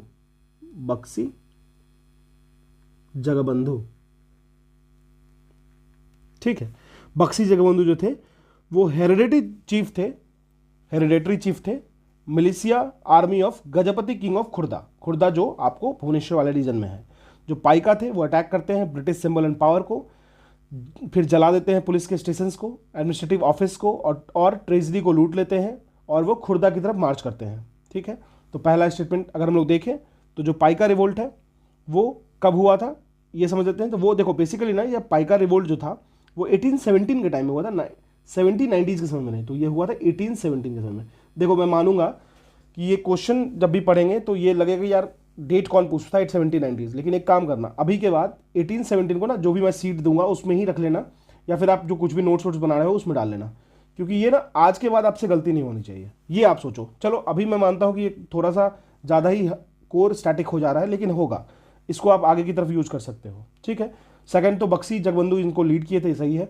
पाइकाज attack the police station and other government establishment, ये भी सही है। The zamindars and ryots joined the Paikas, तो देखो पहला रॉन्ग हो गया। और पाइका जो रिवोल्ट था ना उसको एक एक्सेप्शन था यहाँ पे, जो भी नॉर्मल रिवोल्ट्स होते थे ना उसमें क्या होता था, जमींदार्स नहीं ज्वाइन करते थे, ठीक है। रैयत तो ज्वाइन कर लेते थे, मान लो किसान है फार्मर्स तो ज्वाइन कर लेंगे, लेकिन जमींदार ज्वाइन नहीं करते थे क्योंकि उनको तो प्रॉफिट मिल ही रहा है ब्रिटिश सर से, ठीक है। तो ये वाला ऑप्शन यहाँ पे करेक्ट है, ये थोड़ा सा एक्सेप्शनल पॉइंट था यहाँ पे, तो 1 हटा दो, 1 एलिमिनेट कर देते हैं, तो देखते हैं हमारा आंसर तो भी बन जाएगा, ठीक है। एलिमिनेशन भी यूज कर लेना अगर आप पॉइंट पे पहुंच जाओगे तो। चलिए अब कह रहा है who led anti British uprising in Manipur. देखो मणिपुर का नाम आता है तो आपको रानी गैडिलू याद आएंगी, ठीक है, लेकिन यहाँ पे वो बात नहीं है। जब हम लोग ब्रिटिश के अगेंस्ट की बात करेंगे मणिपुर में तो ये आपको है तिकेंद्रजीत, ठीक है। तिकेंद्रजीत जो थे वो लीड करते हैं anti British uprising in Manipur. ये कमांडर थे मणिपुरी आर्मी के और ये बेसिकली पूरे के पूरे रेवोल्यूशन को ना ये इंजीनियर करते हैं, मतलब उसको बैठकर सेट करते हैं कि इस तरीके से यहाँ से अटैक करेंगे, इस तरीके से यहाँ से अटैक करेंगे, ठीक है। और ये जो रिवोल्ट हुआ इसमें एक वॉर भी हुआ था। इस पूरे रिवोल्ट को, रिवॉल्यूशन को जो इंजीनियरिंग किए थे ये, उसको एंग्लो मणिपुर वॉर भी कहते हैं, एंग्लो मणिपुर वॉर, ये 1891 की वॉर कहते हैं, ठीक है। बाद में वही जैसा होता आया है इसको फिर दबा दिया गया था। तो आपको इनका लीडर का नाम याद रखना और हो सके तो डेट याद कर लेना। चलिए बात करते हैं नेक्स्ट क्वेश्चन में। कह रहा है who among the following was the leader of some anti British revolt in Sambalpur वाले रीजन में एंटी ब्रिटिश रिवोल्ट के कौन से लीडर रहे हैं, ठीक है। देखो देखो अब जब भी ये संभलपुर ना उड़ीसा वाले रीजन में है, मैं इस क्वेश्चन से आपसे क्या निकलवाना चाहता हूं बता दो, अगर आप थोड़ा समझोगे तो आपको पता चलेगा। ये संभलपुर ना उड़ीसा वाले रीजन में है, संभलपुरी चादर, संभलपुर एक बॉर्डर एरिया है उड़ीसा का। सिमलीपाल टाइगर रिजर्व उसके आसपास में है। सिमलीपाल में क्या होता है, ऑलिव रिडल टर्टल मिलता है। सिमलीपाल टाइगर रिजर्व आपको पता होगा एक बहुत ही प्रोमिनेंट है, जहाँ पे एक आग लग गई थी कुछ दिन पहले, है ना, तो वहाँ पे ऑलिव रिडल टर्टल बहुत सारे मिलियंस में आती है और फिर वहाँ पे बर्थ देती हैं। तो ये चीज़ें आप याद करोगे तो संभलपुर आपको उड़ीसा पता चल गया। तो देखो आप ना, अगर आपको ये नहीं भी पता हो ना, बरेलवी जो होता है वो पंजाब के साइड वाले रीजन में होते हैं। और देखो तो उतीरथ सिंह को आप छांट सकते हो क्योंकि उड़ीसा में कम मिलते हैं। सुरेंद्र साई मिल जाएंगे आपको। तो मैं यहाँ ये कह रहा हूँ कि अगर आपको इन्फॉर्मेशन ज़्यादा नहीं है तो भी आप इस क्वेश्चन को निकाल सकते थे, ठीक है।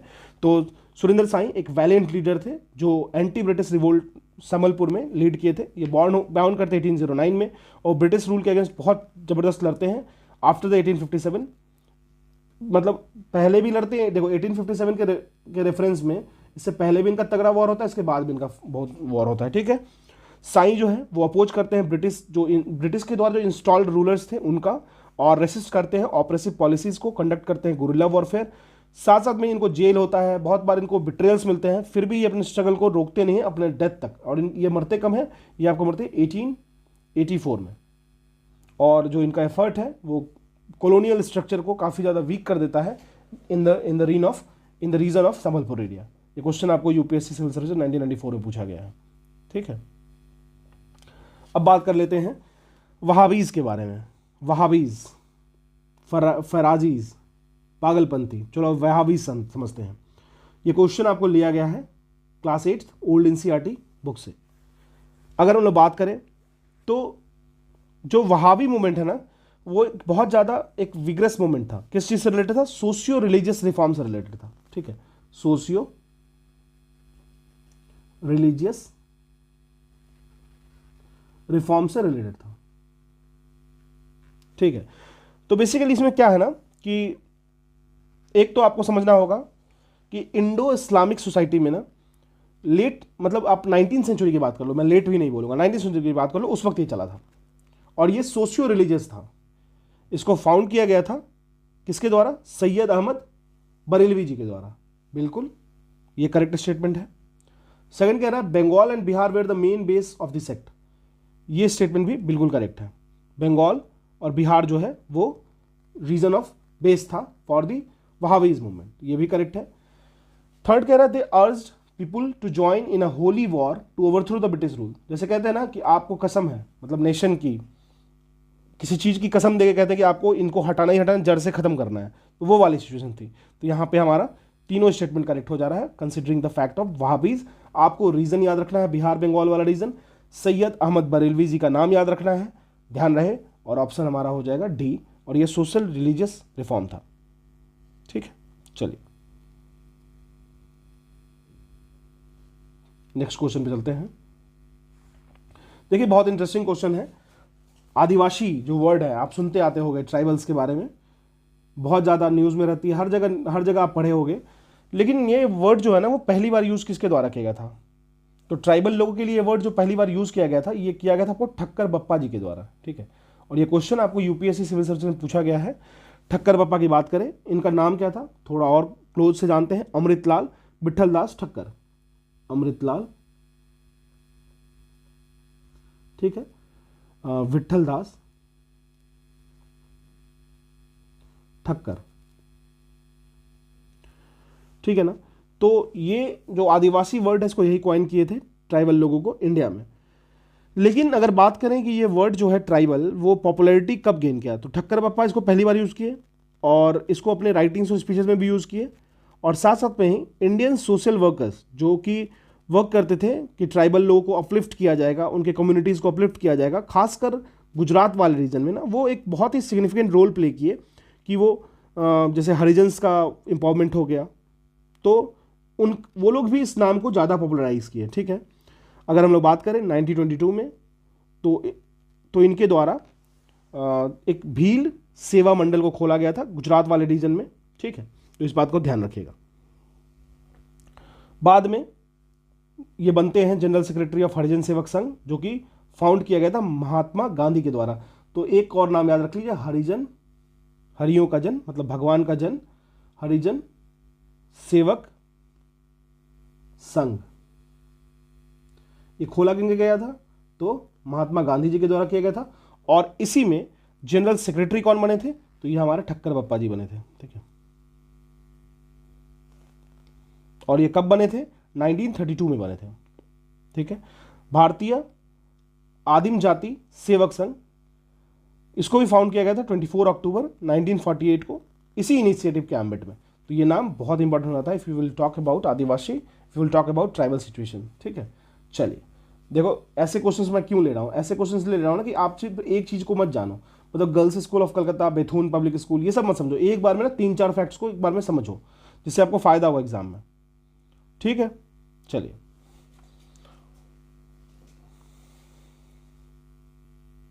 अब देखिए, तो ए ऑप्शन क्या है? डी के कर्वे।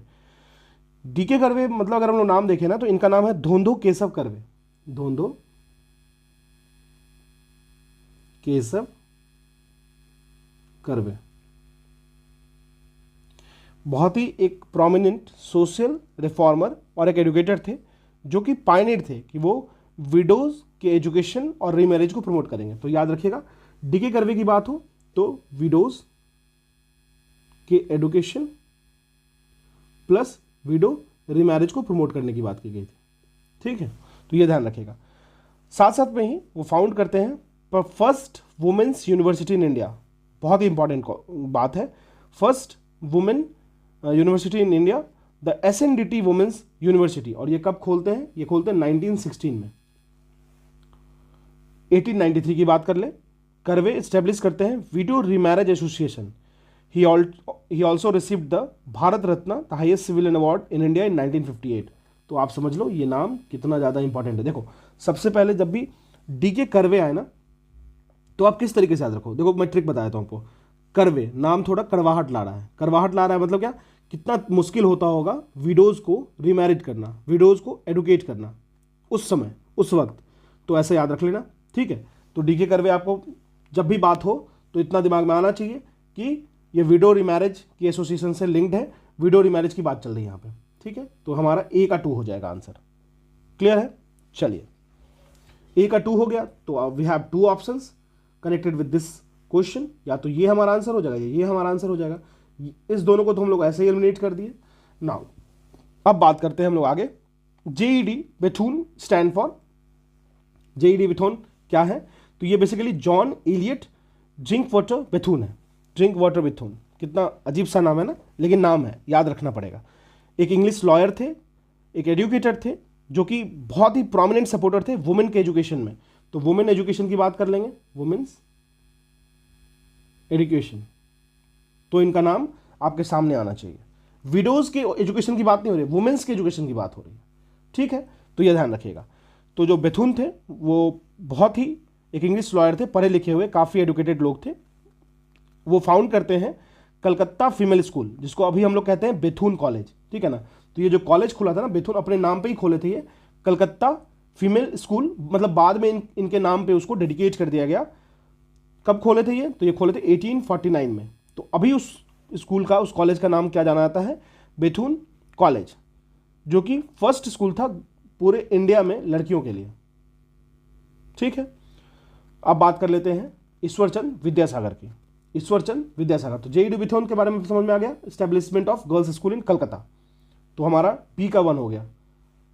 अब हम लोग ईश्वरचंद विद्यासागर की बात कर लेते हैं। इनसे भी जब कुछ बातें आए तो आपको ध्यान होनी चाहिए। एक स्कॉलर थे, राइटर थे, सोशल रिफॉर्मर थे, जो कि फादर ऑफ बंगाली प्रोज माना जाता है इनको। और साथ साथ में ही वुमेन राइट्स के लिए बहुत लड़ते थे। इनका एक स्लोगन याद होगा आपको, अपना काम स्वयं करो, बचपन में पढ़े होंगे। वुमेन्स राइट्स के लिए, विडो रिमैरिज के लिए काफ़ी लड़ाई किए हैं, और चाइल्ड मैरिज के एवोल्यूशन के लिए काफ़ी ज़्यादा एक्टिवली पार्टिसिपेट किए हैं।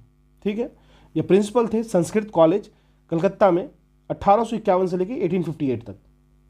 ठीक है, तो याद रखिएगा। तो he was the principle of Sanskrit college in Calcutta. देखो, अगर ये ऑप्शन नहीं होता ना तब आप कंफ्यूज हो जाते। विडो रीमैरिज से आप इनको अटैच कर सकते हो, साथ में ही चाइल्ड मैरिज को रोकने के लिए भी अटैच कर सकते हो। तो सी आंसर हो गया हमारा 4। चलिए, BM मालाबारी के बारे में बात कर लेते हैं। देखो, अभी तक जो तीनों निकले ना, आप तीनों को एक सीट पे लिख लेना, काफ़ी हेल्प होने वाला है इससे। तो जो BM मालाबारी हैं उनकी बात कर लेते हैं। उनका नाम है बहराम जी मेरवान जी मालाबारी। ये एक पारसी पोइट थे, ऑथर थे, और साथ साथ में पब्लिसिस्ट थे जो कैंपेन करते थे अगेंस्ट चाइल्ड मैरिज। तो चाइल्ड मैरिज से इनको अटैच करके रखना, starting a crusade against child marriage. तो ये आंसर हमारा 3 हो गया, आंसर हमारा ए हो जाएगा। ठीक है, चलिए आगे बढ़ते हैं। बहुत ही प्रोमिनेंट क्वेश्चन, बहुत इंपॉर्टेंट क्वेश्चन।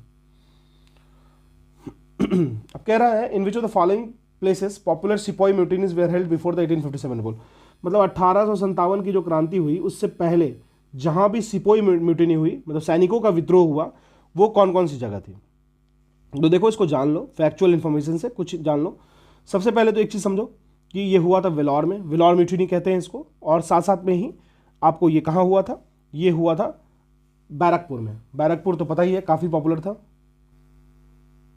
चलिए, तो वेलोर जो म्यूटिनी थी वो और विलोर रिवॉल्यूशन कह सकते हैं इसको, ये आपको कब हुआ था? ये हुआ था आपको 10 जुलाई 1806 में, ठीक है, 10 जुलाई 1806 में, ये वेलोर वाली की बात है, ठीक है। तो ये पहला इंस्टेंस था जहां पे लार्ज स्केल में वायलेंट म्यूटिनी देखा गया था इंडियन सिपाही के साथ अगेंस्ट द ब्रिटिश कंपनी, ठीक है ना। जो बैरकपुर म्यूटिनी थी वो आपको बेसिक नेटिव इंडियन सिपाही जो थे बेसिक उनके वो लड़े थे अगेंस्ट ब्रिटिश ऑफिसर्स के अगेंस्ट इन बैरकपुर। कब हुआ था ये? तो ये आपको हुआ था नवंबर 1824। तो 1 और 3 तो सेटिस्फाई करता है इन चीज़ों को, तो हमारा आंसर हो जाएगा बी। चलिए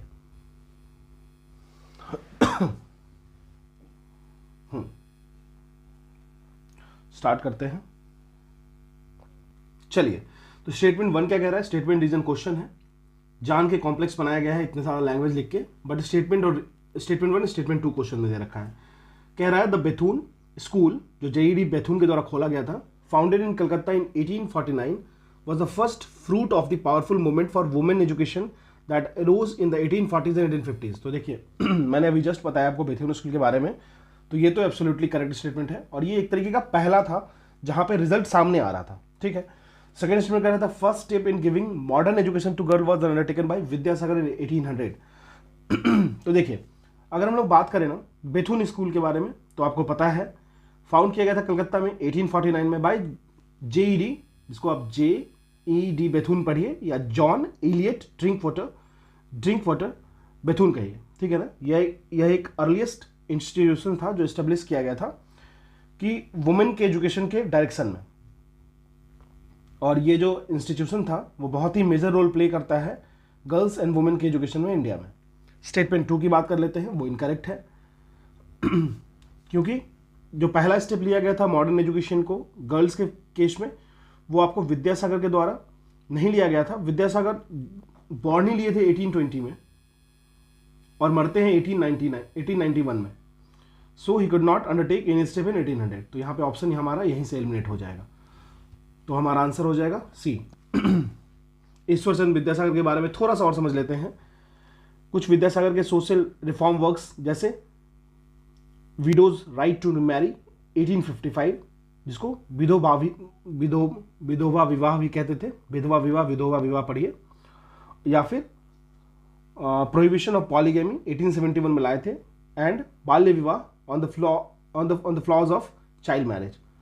साथ साथ में ही बहुत ही ज़्यादा एफर्ट लगाए थे कि उस वक्त के जो गवर्नमेंट ऑफ इंडिया थे वो विडो रीमैरिज एक्ट 1856 को पास करें, विडो रीमैरिज एक्ट 1856 को पास करें।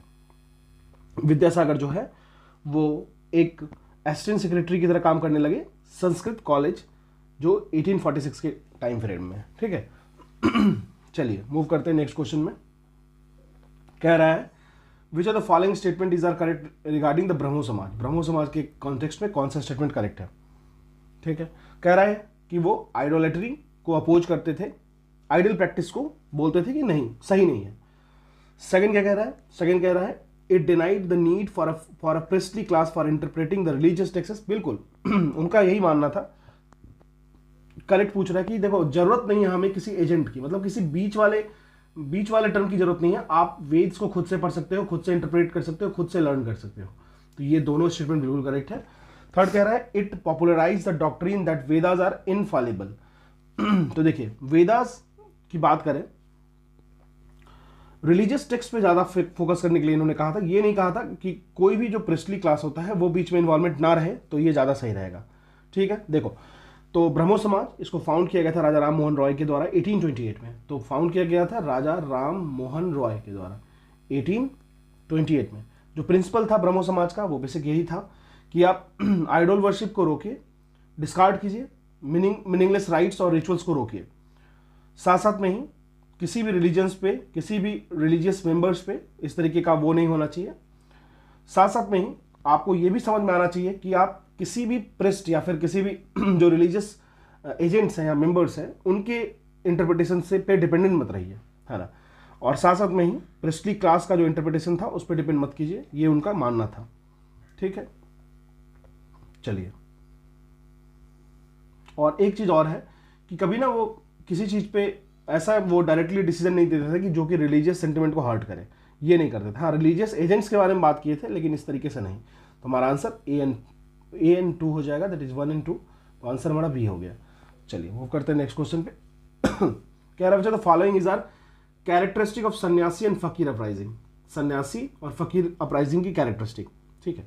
चलिए कह रहा the uprising refers to a series of skirmishes between the English East India company and group of sanyasis and fakirs. बिल्कुल करेक्ट है। आपको पता होगा कोई लीडर नहीं थे इसमें, ये लोग खुद से किए थे। One reason for the uprising was the ban on free movement. देखो ये एक बहुत बड़ा रीजन था, उनके ना फ्री मूवमेंट पे बैन कर रहे थे गवर्नमेंट सन्यासीज के।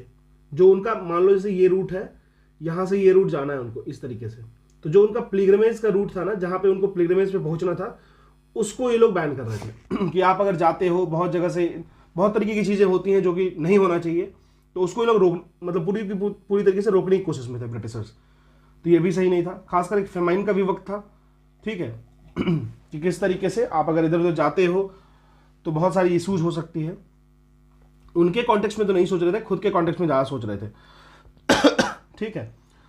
अब देखिए अगर हम लोग बात करें, सबसे पहले सन्यासी और फकीर अपराइजिंग जो है वो एक सीरीज ऑफ रिबेलियंस हुआ बंगाल और बिहार वाले रीजन में। देखो रीजन याद रखना और एक साथ इस दोनों को ही एक बार में समाप्त कर देना। जैसे बंगाल एंड बिहार वाले रीजन में ये इन्वॉल्व था, ठीक है। ये आपको फिक्स होना चाहिए। साथ साथ में ही कब से कब तक हुआ था, देखो 1767 से 1800 इसका टाइम फ्रेम माना जाता है, ये भी ध्यान रखिएगा। कुछ ग्रुप ऑफ हिंदूज थे, जैसे सन्यासीज हो गए, मुस्लिम भी कुछ इन्वॉल्व थे, जैसे जिनके फकीर हो गए, जैसे मुस्लिम के गुरु जो हो गए। साथ साथ में ही ब्रिटिश रूल और उनके एक्सप्लॉयटेशन को अपोज भी करते थे। स्टेटमेंट 2 क्यों करेक्ट है ये समझते हैं। जो बैन लगाया गया था ना ब्रिटिश के द्वारा उनके फ्री मूवमेंट पे, कि वो जो भी ट्रेडिशनल पिलग्रिमेज रूट्स को पकड़ते हैं बंगाल और बिहार में, उसको रोको, ठीक है। तो इसकी वजह ये प्राइमरी रीजन था, तो ये दोनों तो करेक्ट हो गया, ठीक है।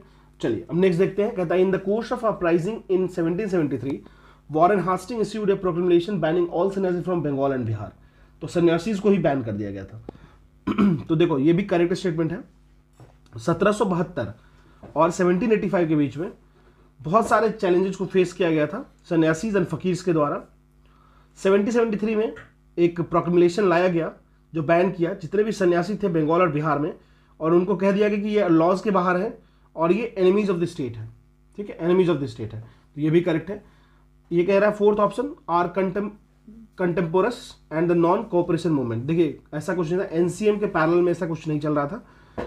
अगर बात करें तो एनसीएम एक मास सिविल डिसोबीडियंस था जो लॉन्च किया गया था महात्मा गांधी के द्वारा और इंडियन नेशनल कांग्रेस के द्वारा ब्रिटिश रूल के अगेंस्ट में। कब लॉन्च किया गया था, 1922 में, 1922 में लॉन्च किया गया था, ठीक है। सन्यासी और फकीर की बात कर ले तो ये आपको बहुत पहले ही हो जाता है, तो ये दोनों कंटेम्प्रेरी हो ही नहीं सकता है। फोर्थ रॉन्ग हो गया तो हमारा ये ऑप्शन रॉन्ग हो गया। 1 2 3 करेक्ट है तो आंसर सी हो जाएगा। चलिए अब कह रहा है David Hare was an associate of Raja Ram Mohan Roy. He played a key role in the establishment of which of the following college institution. देखो डेविड हारे एक नाम याद रखना है, एक पर्सनालिटी है जिसको आपको याद रखना होगा। सबसे पहले इनका नाम ध्यान होना चाहिए। वो कह रहा है कि वो एसोसिएटेड थे राजा राम मोहन रॉय से और बहुत ही ज़्यादा की रोल प्ले किए थे स्टैब्लिशमेंट, जिसमें किस चीज़ के स्टैब्लिशमेंट की बात हो रही है, कॉलेज इंस्टीट्यूशंस की, ठीक है। तो आपको बताना है कौन से कॉलेज इंस्टीट्यूशन की बात हो रही है। तो वो था आपको हिंदू कॉलेज, ठीक है। ये हिंदू कॉलेज आपको नई दिल्ली वाली नहीं, ये हिंदू कॉलेज आपको कलकत्ता वाली, और ये कब खुली थी, 1817 में खुली थी हिंदू कॉलेज इन 1817, ठीक है। यह एक स्कॉटिस्ट वॉच मेकर थे एंड एक फिलंथ्रोपिस्ट थे बंगाल में। वो फाउंड करते हैं बहुत सारे important and prestigious educational institutions, जिसमें से सबसे इंपॉर्टेंट और प्रोमिनेंट हिंदू कॉलेज है, ठीक है। चलिए नेक्स्ट क्वेश्चन में मूव करते हैं। कह रहा है which one of the following statement about Jyotirao Phule and Satyashodhak Samaj movement in Maharashtra is are true. तो आपको पता होगा ज्योतिबा फुले सत्यशोधक समाज से रिलेटेड है। तो कह रहा है the Satyashodhak Samaj was setup इन 1873, 1863 में इसको सेट किया गया था। तो देखो ज्योतिबा फुले जो थे ना, उन्होंने फाउंड किया था सत्यशोधक समाज को, जिसको कहते हैं society of seekers of truth. वैसी सोसाइटी जो किस चीज़ के पीछे घूमती है, वो सीख करती है किस चीज़ को, ट्रुथ को, ठीक है। मतलब उनको सच्चाई चलना चाहिए पता, ठीक है। और ये कब फाउंड किए थे, ये फाउंड किए थे आपको 1873 में। कहाँ किए थे, तो महाराष्ट्र में। यह जो ऑर्गेनाइजेशन था ना, वो बेसिक एम क्या था कि वो चैलेंज करेगा और इरेडिकेट करेगा सोशल इनइक्वालिटीज को, सोशल इनइक्वालिटीज को, ठीक है। तो सोशल इनइक्वालिटीज और खास करके कास्ट सिस्टम जो प्रिविलेंट था सोसाइटी में, जो इंटेंसिफाइड कास्ट सिस्टम प्रिविलेंट था उसके लिए, तो सोशल इनइक्वालिटीज की बात करता है। साथ साथ में ही उसमें भी मोर अगर हम लोग ब्रांचेज में जाएंगे तो कास्ट सिस्टम की बात करता है, कास्ट सिस्टम, ठीक है। तो आप एकदम आराम से समझ लेना कि if you will talk about the Jyotiba Phule then आपका दिमाग यहाँ पे जाना चाहिए, ठीक है। तो सत्यशोधक समाज को खोज कब किया गया था? खोज तो डेट यहाँ पे सही दे रखा है 1873, तो हमारा पहला ऑप्शन तो बिल्कुल करेक्ट हो गया। पहले देख लो करेक्ट टेस्ट में पूछ रहा है। अब देखो सेकंड कह रहा है Phule argued that Brahmins were the progeny of alien Aryans. देखो सेकंड ऑप्शन भी करेक्ट है। क्यों? ज्योतिबा फूले जो थे ना वो चैलेंज किए थे कि जो प्रिवेलिंग ब्राह्मणिकल डोमिनेंस है और जो हायरार्किकल कास्ट सिस्टम है ना इंडियन सोसाइटी में, वो बेसिकली ये बताते हैं कि वो कास्ट सिस्टम का मेन जड़ है, ठीक है। और ये भी कहते हैं कि ये इंडिजिनस नहीं है इंडिया में, लेकिन ये डिसेंडेंट है, आप मान सकते हो एलियन जो आर्यंस इन्वेजन हुआ था उनसे आया है ये चीजें, ठीक है। तो याद रखिएगा ये बिल्कुल उनका मानना था, ये भी स्टेटमेंट हमारा करेक्ट हो जाएगा।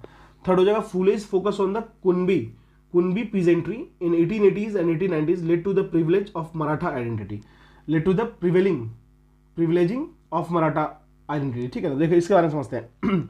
बाद में अगर उनकी एक्टिविज्म की बात करें तो ज्योतिबा फूले जो थे ना वो शिफ्ट कर लेते अपने फोकस को कुनबी पीजेंट्री की तरफ। पहले तो वो काफी सोशल इनइक्वालिटी से बात किए, फिर लेटर में मतलब 80s से लेके 90s के समय में ना वो एक कुनबी पीजेंट्री था, जो पीजेंट्स लोग थे कुनबी वाले रीजन में, वहां पे ये काफी ज्यादा फोकस करने लगे, ठीक है। तो ये भी करेक्ट है। फूले ये बिलीव करते थे कि जो कुनबी कम्युनिटी है वो ट्रेडिशनली एक लोअर कास्ट से बिलोंग करती है और उनकी strong historical and cultural connection है मराठा एम्पायर से, और उनको रिकॉग्नाइज करना चाहिए, उनको अपलिफ्ट करना चाहिए। तो बेसिकली इनका बाद का जो लेटर पार्ट था 1880s 90s में, तो ये कुनबी कम्युनिटीज के लिए काम किए थे, उनके अपलिफ्टमेंट के लिए। देखिए सीडीएस क्वेश्चन लेकिन बहुत अच्छा क्वेश्चन है।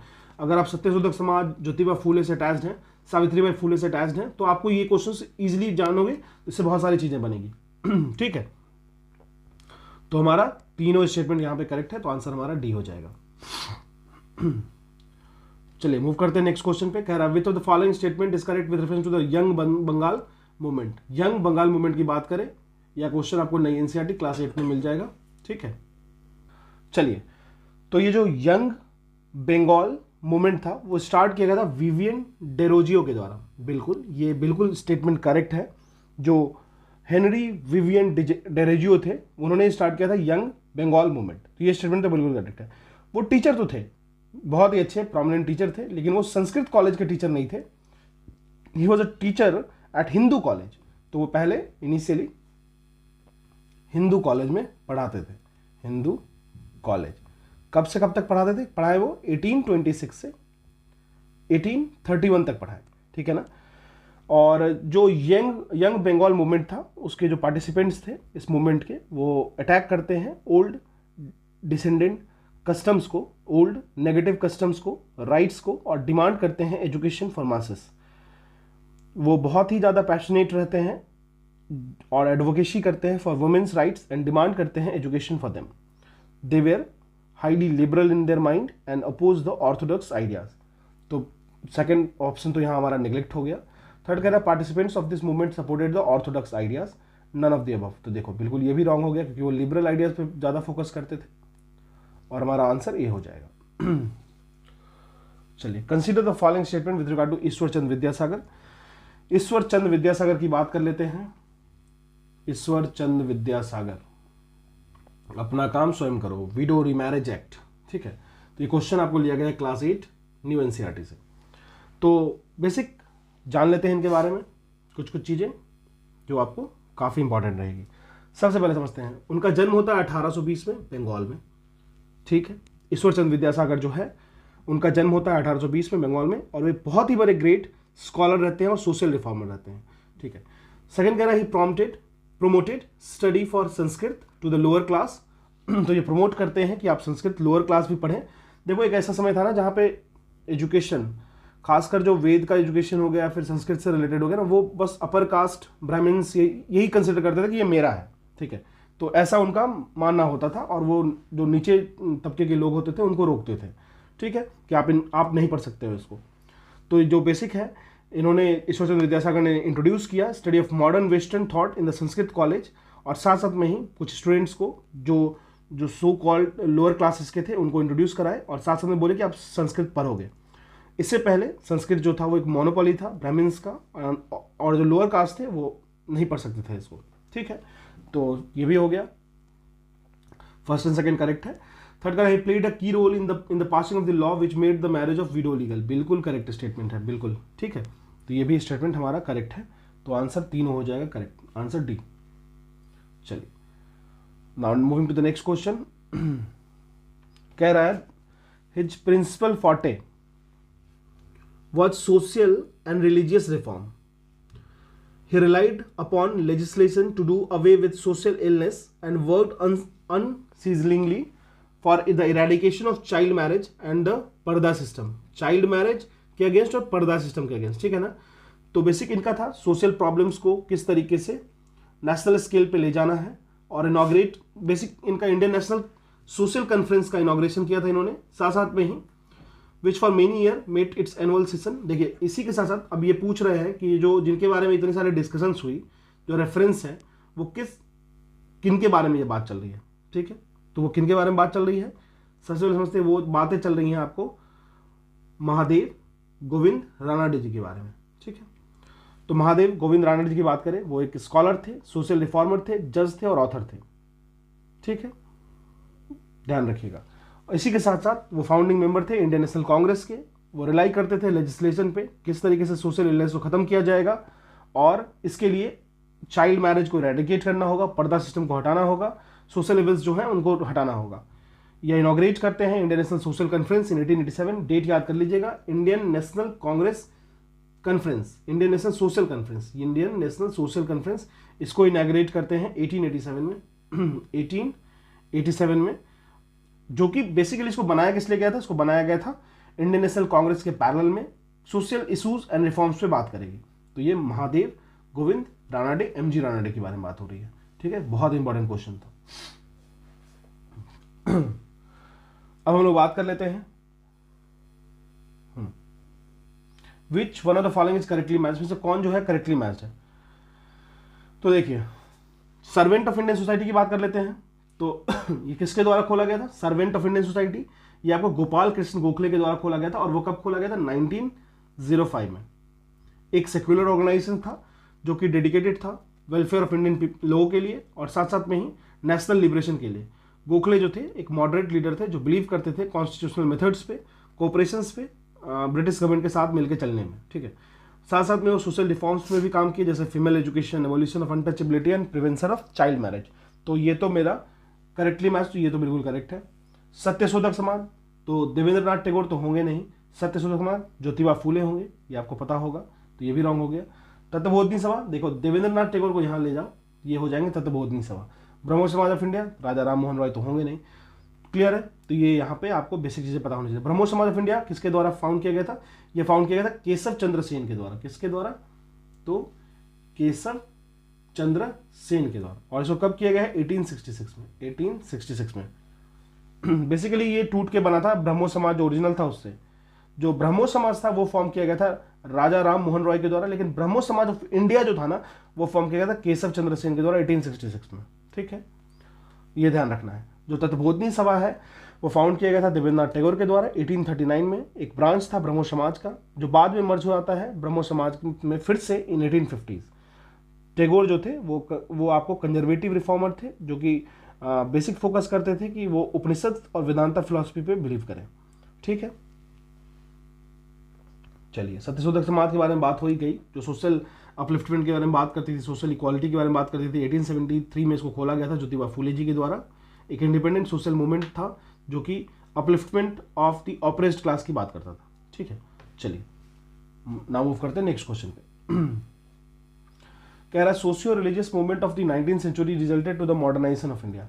Socio religious movement of 19th century resulted in the modernisation of India, ठीक है, चलिए बात सही है। जितने भी सोशल रिलीजियस मूवमेंट हुए जो 19वीं शताब्दी में, वो रिजल्ट किया मॉडर्नाइजेशन ऑफ इंडिया में, बिल्कुल ये तो करेक्ट स्टेटमेंट है।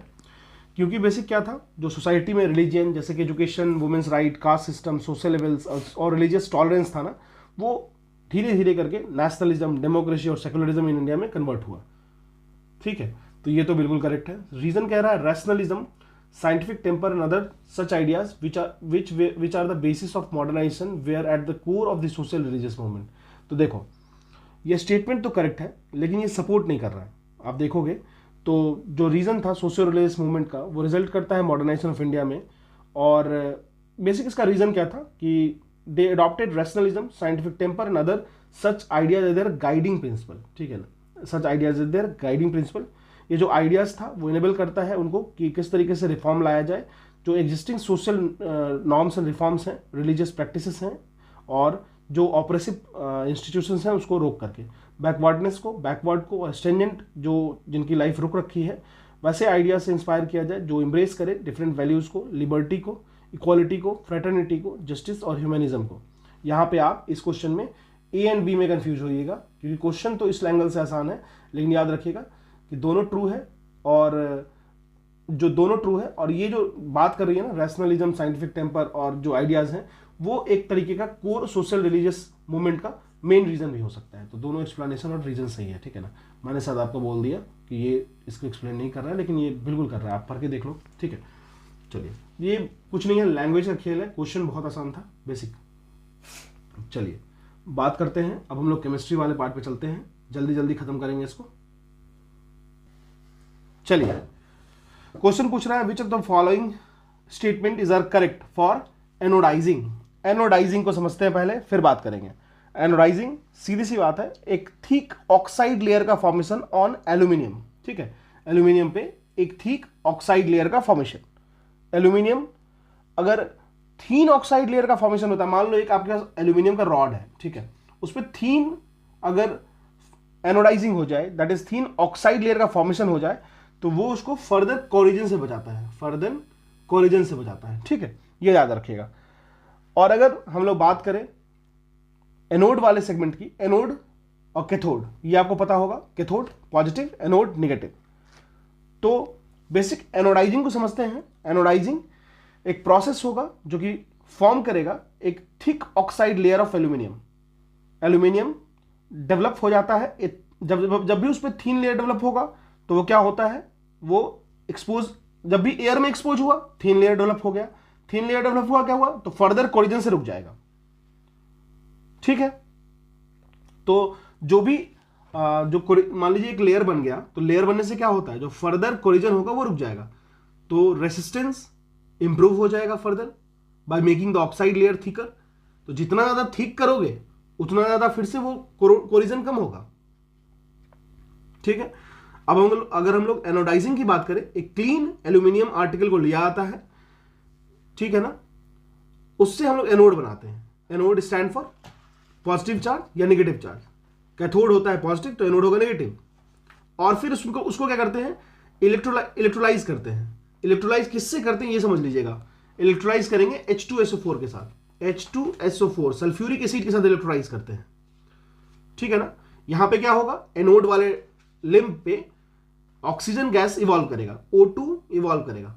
ठीक है, ऑक्सीजन गैस इवॉल्व करेगा एनोड पे, और यही O2 जो होता है ना, वो एल्यूमिनियम के साथ रिएक्ट करके बना देगा, क्या बना देगा, आपको एक लेयर। यही तो हुआ एनोडाइजिंग। अब पढ़ लेते हैं स्टेटमेंट। कह रहे थे process of forming a thick layer, oxide layer of aluminium, मतलब एक लेयर फॉर्मेशन करना है by using the anode to protect the aluminium from the corrosion. ठीक है, the aluminium oxide coat make its resistant to further corrosion, absolutely correct. It is an electrolyzed with dilute hydrochloric acid. No, it's not dilute hydrochloric acid. When we talk about anodizing, we will talk about sulfuric acid, H2SO4.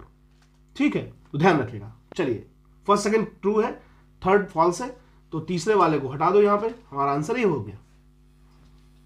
चलिए, अब बात करते हैं match list 1 list 2 को। देखते हैं, list 1 metal दे रखा है, लिस्ट 2 उसकी प्रॉपर्टी दे रखी है, तो ये तो है काफी आसान क्वेश्चन, कर सकते हो आप भी।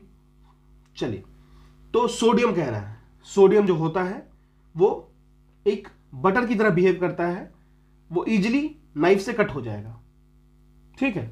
सोडियम हाईली रिएक्टिव भी होता है, ये आपको पता होगा, सोडियम पोटासियम, ठीक है, तो ये आपको ए का 4 हो गया।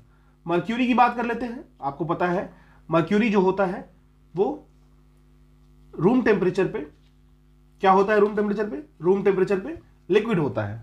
Mercury is liquid at room temperature, ठीक है। तो ये तो इसका रीजन तो पता ही होगा क्यों होता है।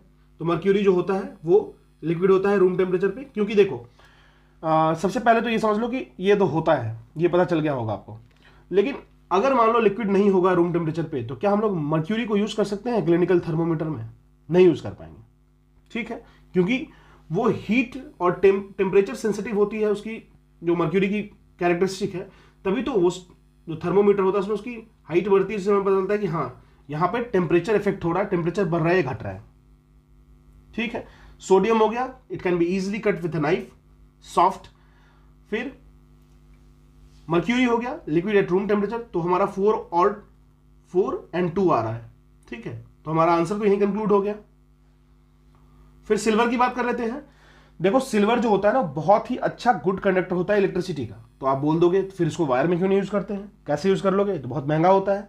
फिर बात करोगे चलो ठीक है एल्यूमिनियम भी अच्छा होता है, एल्यूमिनियम क्यों नहीं यूज करते हैं, कॉपर ही क्यों यूज करते हैं, कॉपर तो महंगा होता है एल्यूमिनियम से। मैं बताता हूँ क्यों नहीं करते हैं। एल्यूमिनियम जो वायर होता है ना उसमें वो काफी अच्छा है, उसकी कंडक्टिविटी अच्छी है, वो सस्ता भी आता है, लेकिन इसको यूज क्यों नहीं कर पाते हैं, क्योंकि ना इसकी जो टेंसाइल स्ट्रेंथ होती है ना वो वीक होती है, वो धीरे धीरे ना झुक जाएगा इस तरीके से हैंग कर जाएगा, इसको कहते हैं हैंगिंग, ठीक है। तो इसके लिए इसको नहीं यूज करते हैं, मजबूरन कॉपर यूज करते हैं, काफी जगह एल्यूमिनियम भी यूज करते हैं, लेकिन इस तरीके से, ठीक है।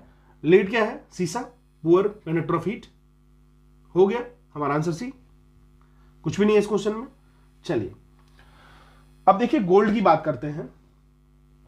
गोल्ड ना एक बहुत ही सुंदर डक्टाइल मेटल है। इसको आप थिन शीट में भी कन्वर्ट करोगे ना, तो मान लो 10 ग्राम ऑफ गोल्ड है, तो उसको आप लगभग बहुत लंबे समय तक उसको बेंड कर सकते हो, बहुत लंबे समय तक उसको डक्टिलिटी उसकी काफी होती है, उसको थिन ड्रॉन वायर में कन्वर्ट कर सकते हो, ठीक है, ये ध्यान रखना है आपको। तो गोल्ड क्या हो जाएगा, गोल्ड की बात कर ले तो it can be drawn into thinnest wire. 1 kg gold से जितनी वायर बन जाएगी पूरे अर्थ को आप लपेट सकते हो। क्या ये पॉसिबल है, कमेंट सेक्शन में बताना मुझे, ठीक है। चलिए लीड की बात कर लेते हैं। लीड मतलब शीशा, पता ही है आपको कि लेड होगा तो मिनिमम हीट कंडक्ट करेगा। एल्यूमिनियम, सिल्वर की बात कर लेते हैं, best conductor of electricity. Aluminium बहुत ही अबंडेंस में पाया जाता है हमारे एटमॉस्फेयर में, तो चलो metal found in highest amount, हो गया, बन गया हमारा आंसर, ठीक है। Gold, it can be drawn into thinnest wire, that is 3, ए का 3, रेस्ट ऑप्शन डिलीट। चलिए लेड की बात कर लेते हैं, मिनिमम हीट कंडक्टिंग मेटल है। फिर एल्यूमिनियम की बात कर लेते हैं। सिल्वर देख लो, बेस्ट कंडक्टर ऑफ इलेक्ट्रिसिटी है, डी का 1 हो जाएगा, डी का 1 हो गया, डी का 1 यहां भी हो गया, ठीक है। अब देख लो हमारे पास क्या बच रहा है, सिल्वर हो गया, एल्यूमिनियम हो गया, एल्यूमिनियम भी देख लो, metal found in highest amount, C का 2 हो गया, सी का 2 हो जाएगा, तो ये ऑप्शन हमारा निगलेक्ट हो गया, आंसर हमारा ये हो गया। चलिए विच of the following is incorrect regarding the mineral and ores, minerals and ores के लिए कौन सा इनकरेक्ट है, ठीक है। देखिए सबसे पहले समझते हैं, कहता है ऑल मिनरल्स आर ओर्स। देखो इनकरेक्ट स्टेटमेंट आपको खोजना है, इसमें इस बात का ध्यान रखना है, ये क्वेश्चन क्लास 10 एनसीईआरटी से लिया गया है। कह रहा है all minerals are ore, minerals and ores. देखो एक चीज याद रख लो, ऑल मिनरल्स ओर्स नहीं होते हैं, क्योंकि कुछ जो मिनरल्स होते हैं वो अनवांटेड सब्सटेंस भी होते हैं, ठीक है। मतलब हर जो मिनरल्स होंगे, हर जो ओर्स होंगे उसमें कुछ अनवांटेड सब्सटेंसेस भी होंगे, तो ये तो हमारा फेक हो गया, मतलब फॉल्स हो गया। सेकंड ऑप्शन क्या कह रहा है, इनकरेक्ट ही पूछा था, आंसर तो हमें मिल गया यहीं पे। Feldspar, quartz, mica are example of minerals. बिल्कुल, माइका आप बताना मुझे, अभी मैं बताता हूं आपको माइका किस रीजन में मिलेगा। तो ये ना आपको झारखंड वाले रीजन में, बिहार वाले रीजन में माइका खूब देखने को मिलेगा। माइका जो होता है वो गुड कंडक्टर ऑफ हीट होता है, but bad conductor of electricity होता है। तभी तो देखते हो गया आपके घर में जो स्विचेस वाली बॉक्स होती है उसमें माइका लगा होता है। तो कभी आपने जानने की कोशिश नहीं की आखिर क्यों इसको यूज करते हैं, क्योंकि इससे क्या होता है ना, हीट बाहर डिसिपेट हो जाता है। अगर हीट बाहर डिसिपेट हो जाएगा तो एक फायदा ये है कि हमारे जो इलेक्ट्रिकल एप्लियंसेस हैं वो हीट से बहुत वैरी करते हैं। जैसे आपको पता होगा RT equals to R0 1 plus alpha delta T. अगर टेम्परेचर बढ़ता है, टेम्परेचर बढ़ेगा तो रेजिस्टेंस बढ़ेगा, रेजिस्टेंस बढ़ेगा तो क्या होगा, रेजिस्टेंस बढ़ेगा तो लॉसेस बढ़ेंगे। लॉस कैसे होता है, I² R होता है। लॉस बढ़ेंगे, लॉस बढ़ गया तो आपकी बिजली बिल जो किलोवाट आवर आती है वो ज़्यादा आएगा। मैं आपको बताऊंगा इलेक्ट्रिसिटी वाले चैप्टर में, परेशान मत होना। तो वो बढ़ेगा। तो इसको रोकने के लिए हमें जो भी हीट आ रही है, इंस्ट्रूमेंट मशीन खराब ना हो, तो वो हीट को हम चाहते हैं कि एटमॉस्फेयर में रिलीज हो जाए, तो उसके लिए माइका यूज करते हैं। लेकिन अगर हीट के साथ साथ इलेक्ट्रिसिटी भी रिलीज हो जाए तो क्या जो कोई भी उसको स्विच को दबाने जाएगा उसको झटका मार देगा, तो वो नहीं होना चाहिए। तो बिल्कुल ये करेक्ट है। Minerals are the native form in which various metals exist, बिल्कुल सही है, ठीक है।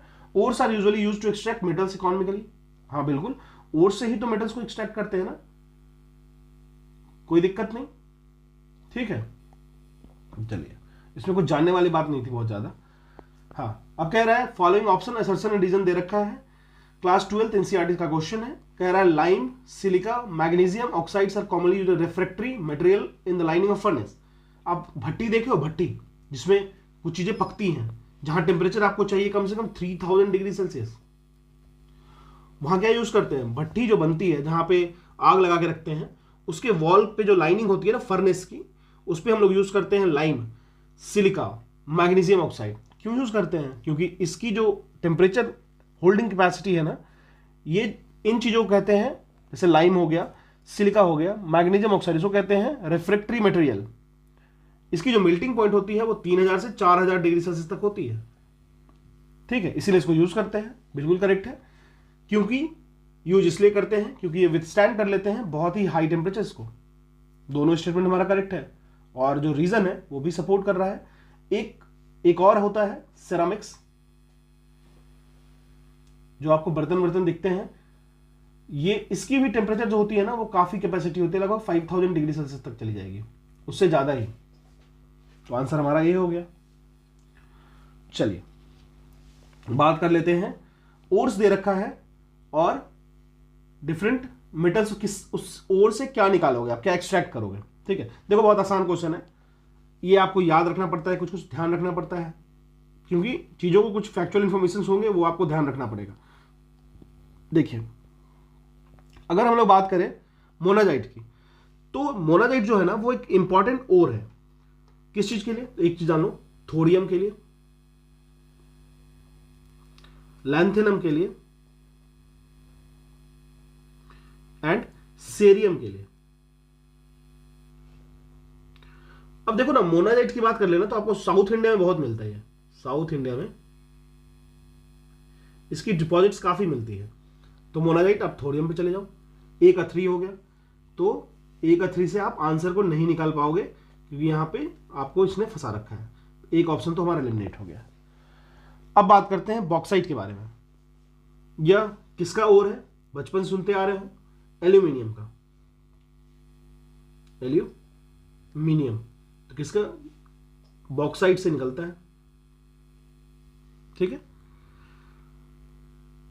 हमेशा याद रखना, जब भी एल्यूमिनियम निकाला जाएगा या मिलेगा ना बॉक्साइट के साथ, तो वो हमेशा हाइड्रेटेड एल्यूमिनियम ऑक्साइड के फॉर्म में होगा, Al2O3, और ये भी हाइड्रेटेड, मतलब आप मान लो XH2O, हाइड्रेटेड एल्यूमिनियम ऑक्साइड के फॉर्म में मिलेगा, ठीक है।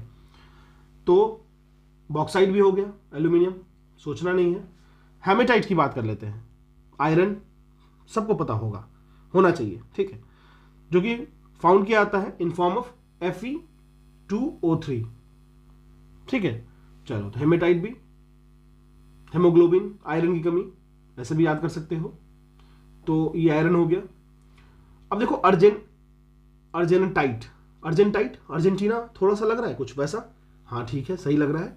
सिल्वर का बहुत ही बड़ा रिजर्व है अर्जेंटीना में, अर्जेंटाइट जो है वो सिल्वर की ओर है, ठीक है। तो आप ऐसे देख लो क्या हो जाएगा, 3 4 1 2, आंसर हमारा बी। क्लियर, अच्छा क्वेश्चन है, थोड़ा ध्यान रखना। चलिए अब कह रहा है which one of the following pairs is not correctly matched, dry ice, solid, इसमें से कौन जो है करेक्टली मैच नहीं है, ठीक है। देखो ड्राई आइस जो होता है वो सॉलिड कार्बन डाइऑक्साइड होता है, इसको हम लोग यूज करते हैं, आपको पता है स्टेज शो ये सब होता है वहां पे, सेवीन जो होता है वो एक इंसेक्टिसाइड है, ये भी करेक्ट है। देखो कुछ चीजें होंगी जो नई इंफॉर्मेशन होगी, वो आपको लिख के रखना है। सेवीन एक इंसेक्टिसाइड है। टेफ्लॉन की बात कर लेते हैं, ये आपको पॉलीमर है। पॉलीमर कहने का मतलब हुआ, देखो जैसे मान लो एक मोनोमर है, एक यूनिट किसी चीज का है, एक यूनिट है इस तरीके से, ठीक है। इसको ना मैं मल्टीप्लाई कर देता हूं n टाइम्स, n से, मतलब एक यूनिट जो था मोनोमर, उस मोनोमर को मैंने मल्टीप्लाई कर दिया n टाइम्स, मतलब इसकी लिंक बना दी n टाइम्स। चलो बना देता हूं, तो ये हो गया आपको पॉली। पॉली मीन्स मेनी, मर्स मतलब फॉर्म, पॉलीमर्स मतलब मेनी फॉर्म। वैसी चीजें जिनकी मल्टीप्लिसिटी ऑफ फॉर्म्स हैं वो मेनी फॉर्म में आएंगी। तो टेफ्लॉन जो है पॉलीमर है जो कि फ्लोरीन कंटेन करता है। अच्छा, टेफ्लॉन आप यूज कहाँ करते हो? कभी आप बर्तन यूज किए होंगे, बैकलाइट टाइप की चीजें, तो वहां उसमें फ्लोरीन होता है, ठीक है। अगर हम लोग फ्लोरेंसेस की बात कर लें, या ऑर्गेनिक कंपाउंड कंटेनिंग फ्लोरीन है, तो अभी देखते हैं फ्लोरेंसेस जो है ना वो एलोट्रोप ऑफ कार्बन है, ठीक है ना। तो फ्लोरेंस आपने सुना होगा बचपन में, बक मिनिस्टर फ्लोरेंस, तो एक केज लाइक मॉलिक्यूल होता है जिसमें जो कि फ्लोरेंस होता है उसका फ्लोरेंस होगा C60 में कुछ बॉन्ड्स होते हैं जिसमें डबल बॉन्ड्स, 12 पेंटागोनल बॉन्ड्स होते हैं और 20 हेक्सागोनल बॉन्ड होते हैं, ठीक है। अब देखो पूरी स्ट्रक्चर बनाने की आपको जरूरत नहीं है, इस तरीके का पूरा केज लाइक स्ट्रक्चर बनता है, तो आप जान लो, ठीक है ना। लेकिन ये कार्बन की कंपाउंड है, फ्लोरीन की कंपाउंड नहीं है, ये आपको ध्यान रखना है, ठीक है। तो हमारा आंसर तो डी हो गया क्योंकि ये इनकरेक्ट हो जाएगा। चलिए, अब कह रहा है इंडस्ट्रियल प्रोसेस दे रखा है और आपको बताना है किस इंडस्ट्री में इसका पर्पस होता है, ठीक है। तो ये एक इंपॉर्टेंट क्वेश्चन है। सबसे पहले एक चीज समझो, वल्कनाइजेशन ऑफ रबर होता है, ये आपने सुना होगा। वल्कनाइजेशन एक प्रोसेस है जिसमें हीट करते हैं नेचुरल रबर को। वल्कनाइजेशन एक नेचुरल प्रोसेस है जिसमें हीट करते हैं नेचुरल रबर को, लेकिन सल्फर के साथ यूज करते हैं, हीट करते हैं नेचुरल रबर को सल्फर के साथ ही प्रेजेंस में हीट करते हैं। और जो हीटिंग रेंज टेम्परेचर होता है ना वो आपको 375 से लेके 415 केल्विन, ठीक है, ये होता है, ध्यान रखिएगा, ठीक है। कितना मैंने बताया? 375 से लेके 415 केल्विन तक होगा, ठीक है। तो आखिर तो वल्कनाइजेशन तो क्लियर हो गया, ठीक है। Vulcanisation we perform for rubber considering the temperature range from 375 kelvin to 415 kelvin, ठीक है। अब बात करते हैं हाइड्रोजिनेशन की। हाइड्रोजिनेशन की जब भी बात करें ना तो आप इतना ध्यान रखना दिमाग में कि हाइड्रोजन को एक एडिशन करते हैं in the form of catalyst like palladium. Palladium या निकल का यूज करेंगे हाइड्रोजन में, हाइड्रोजन को ऐड करने के लिए। प्रोसेस एक तरीके का है ये जिसमें हम लोग ऐड करते हैं हाइड्रोजन को in the form of catalyst, hydrogen, ठीक है। और हाइड्रोजन को ऐड करने का तरीका bye using the catalyst like palladium और निकल, ठीक है। तो यहां पे हम लोग बेसिक काम यही करेंगे कि अनसैचुरेटेड हाइड्रोकार्बन्स जो हैं उनसे हम लोग सैचुरेटेड हाइड्रोकार्बन्स को यील्ड करेंगे, ठीक है। तो यह ध्यान रखिएगा। तो बेसिक अगर हम लोग समझेंगे तो आपको क्रैकिंग की बात कर लेते हैं हम। क्रैकिंग की बात करें तो क्रैकिंग किसमें होगा? ऑयल रिफाइनरीज में यूज होता है, ठीक है। तो यह ध्यान रखिएगा। तो पेट्रोलियम में आप डाल सकते हो इसको। और हाइड्रोजनेशन जो होता है वो एडिबल फैट्स का होता है। फैट्स का सैचुरेटेड अनसैचुरेटेड कन्वर्जन आपको पता चल गया अभी। तो डी का हो गया 1, डी का 1 हो जा रहा है, तो हमारे पास ये आ रहा है। फिर हाइड्रोजनेशन का 4 हो गया एडिबल ऑयल्स, तो सी का हो गया 4, तो यहाँ पे भी 4 हो जा रहा है। अब बात करते हैं हम लोग क्रैकिंग की। तो क्रैकिंग ना बेसिकली ऑयल रिफाइनरीज में यूज होते हैं, ऑयल रिफाइनरीज में, ठीक है, क्लियर है। मैं एक बार फिर से हाइड्रोजनेशन समझा देता हूं। यह एक प्रोसेस है जहां पे एडिशन ऑफ हाइड्रोजन होता है in the presence of catalyst, जैसे कि कौन कौन सी कैटलिस्ट होती है? पैलेडियम या फिर निकल यूज कीजिए, ठीक है। बेसिकली किस लिए यूज करते हैं? 2 अनसैचुरेटेड हाइड्रोकार्बन में करेंगे जिससे हमें सैचुरेटेड हाइड्रोकार्बन मिलेगा, तो एडिबल्स फैट का काम होगा, ठीक है, ऑब्टेन होगा। तो क्रैकिंग हो गया ऑयल रिफाइनरीज में, तो ऑयल रिफाइनरीज पेट्रोलियम चला जाएगा, तो ए का 2 हो जाएगा, ठीक है। तो हमारा आंसर बी हो जाएगा, क्लियर है। Vulcanisation already we have discussed. Smelting, smelting में क्या होता है? देखो स्मेल्टिंग समझो, बहुत ही बेसिक चीज है। स्मेल्टिंग में यही करेंगे जैसे कॉपर स्मेल्टिंग प्लांट होता है, पता होगा आपको, ठीक है। स्मेल्टिंग में सेपरेट एलिमेंट्स में से कॉपर को सेपरेट करना है, ठीक है। और बेसिक इसमें जो यूज करते हैं ना, उसमें मल्टीपल सल्फाइड ऑक्सीडाइजिंग स्टेजेस को यूज करते हैं, ठीक है। तो स्मेल्टिंग रिलेटेड है कॉपर से। चलिए आगे बढ़ते हैं। क्लियर है? अब कह रहा है नेचुरली ऑकरिंग सब्सटेंस और एलिमेंट्स प्रेजेंट, उसमें क्या है। तो ये क्वेश्चन बहुत आसान है, बता सकते हो। तो देखो, सबसे पहले देखो डायमंड की बात कर लेते हैं। डायमंड तो आपको पता है कार्बन प्रेजेंट होता है उसमें, ठीक है। फिर मार्बल की बात कर लेते हैं, मार्बल में कैल्शियम होता है। सैंड की बात कर लेते हैं, सैंड में सिलिकॉन होता है, सिलिकॉन जर्मेनियम सिलिकॉन होता है। रूबी की बात कर लेते हैं तो एल्यूमिनियम होता है। बहुत आसान, 4 1 2 3 4 1 2 3 ऑप्शन डी, ठीक है। चलिए अब पूछ रहा है which of the following statement is correct about stainless steel. Stainless steel की बात हो जिसका मतलब होता है stain free iron, stain free iron, stain free iron, ठीक है।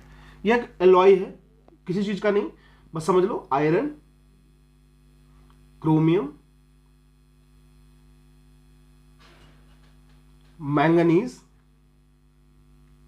Plus carbon.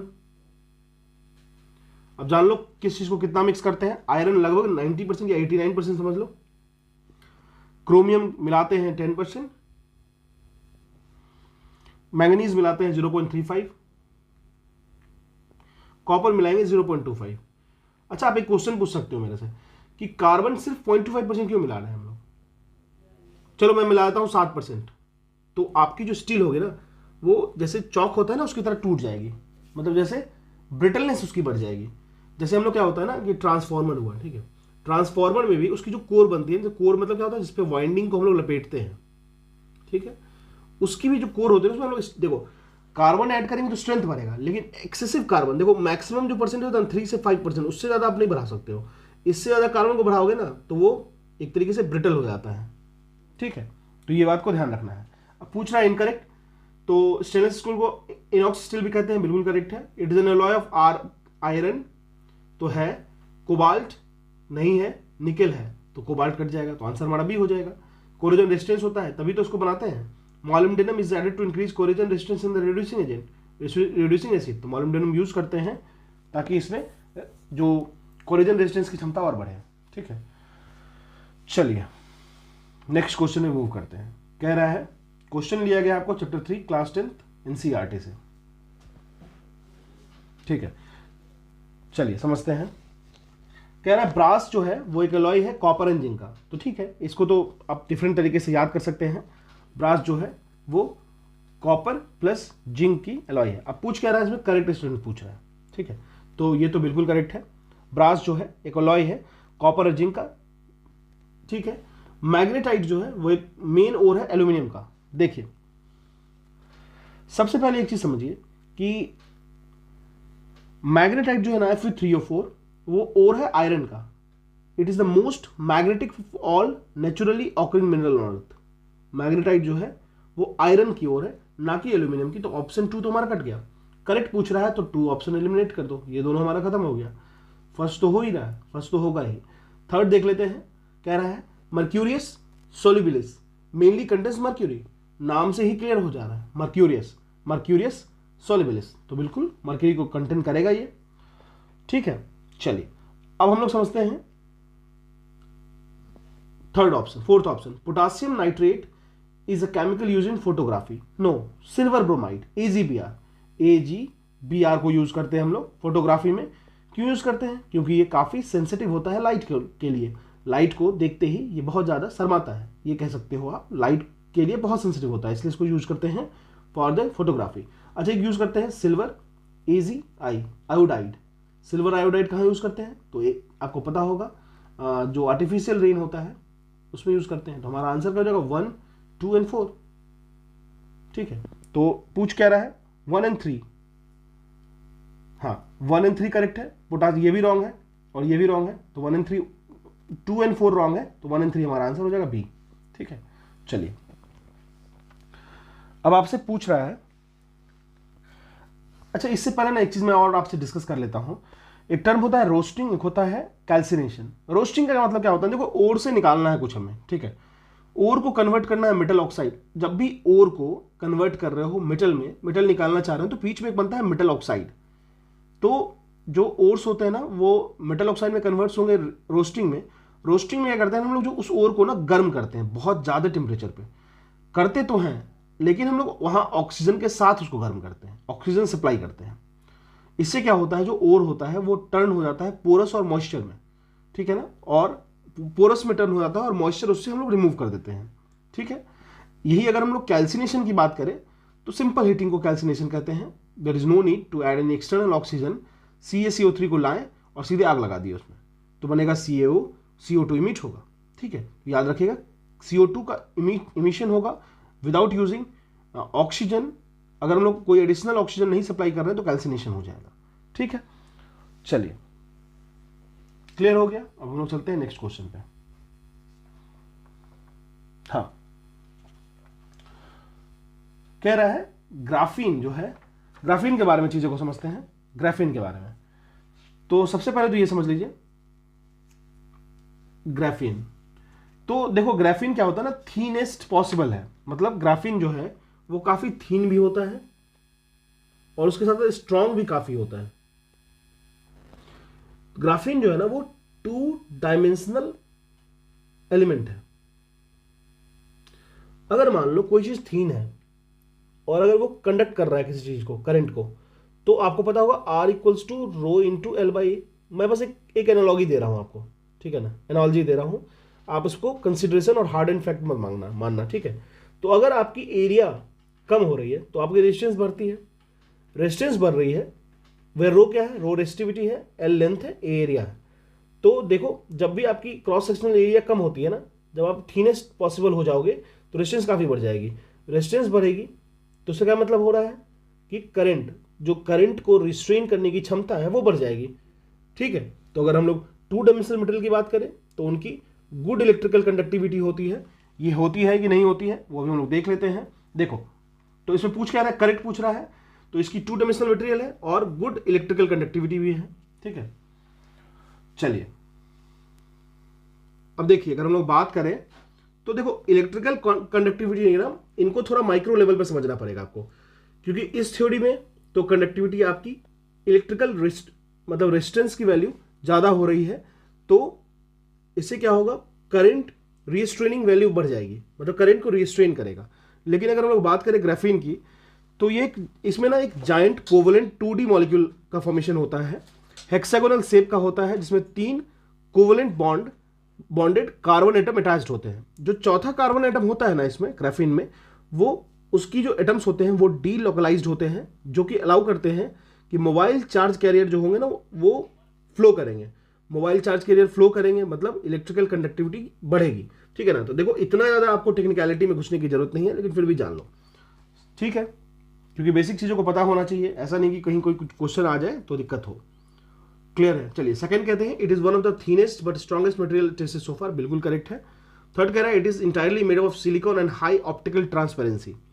ठीक है, तो ये बिल्कुल रॉन्ग है, कार्बन से बना होता है, सिलिकॉन से नहीं होता है और हाई ऑप्टिकल टेंडेंसी की बात नहीं है।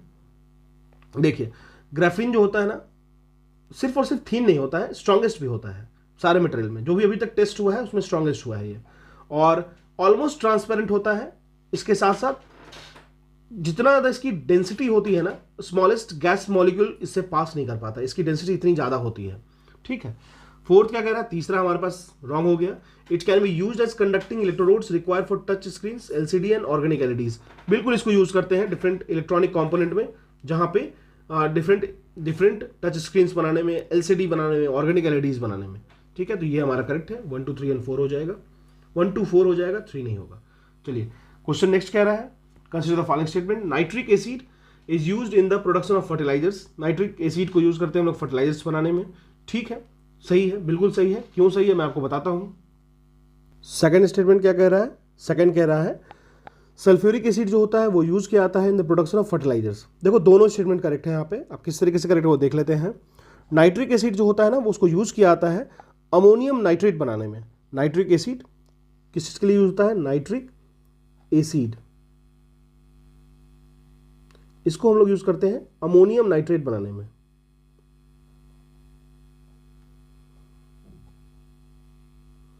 ये क्या है? एक तरीके का फर्टिलाइजर है, ठीक है, यूज करते हैं। साथ साथ में ही calcium ammonium nitrate, calcium ammonium nitrate भी बनाने में हम लोग नाइट्रिक एसिड का ही यूज करते हैं। कैल्शियम अमोनियम नाइट्रेट दोनों फर्टिलाइजर की तरह यूज होता है। अगर हम लोग बात करें, अगर हम लोग अमोनिया को सल्फ्यूरिक एसिड के साथ मिक्स करें H2SO4 तो यहां बनता है अमोनियम सल्फेट।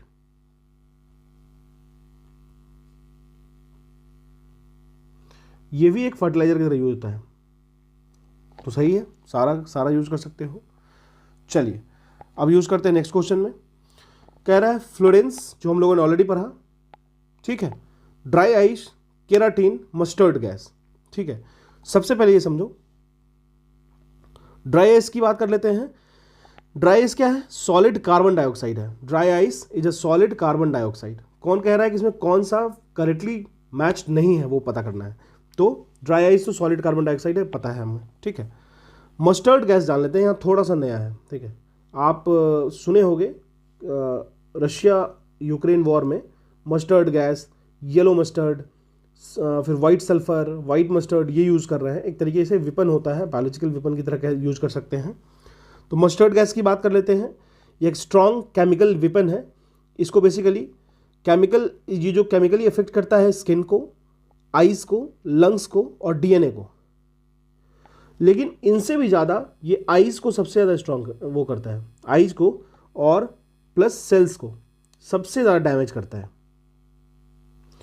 1 से 6 घंटे के बाद जो जैसे आप एक्सपोज हो गए मस्टर्ड गैस से, उसके बाद आपकी बॉडी सिम्टम्स दिखाने लगती है ऐसे ऐसे बीमारियों की, ठीक है। तो मस्टर्ड गैस याद रखिएगा, is a poisonous liquid used in chemical warfare.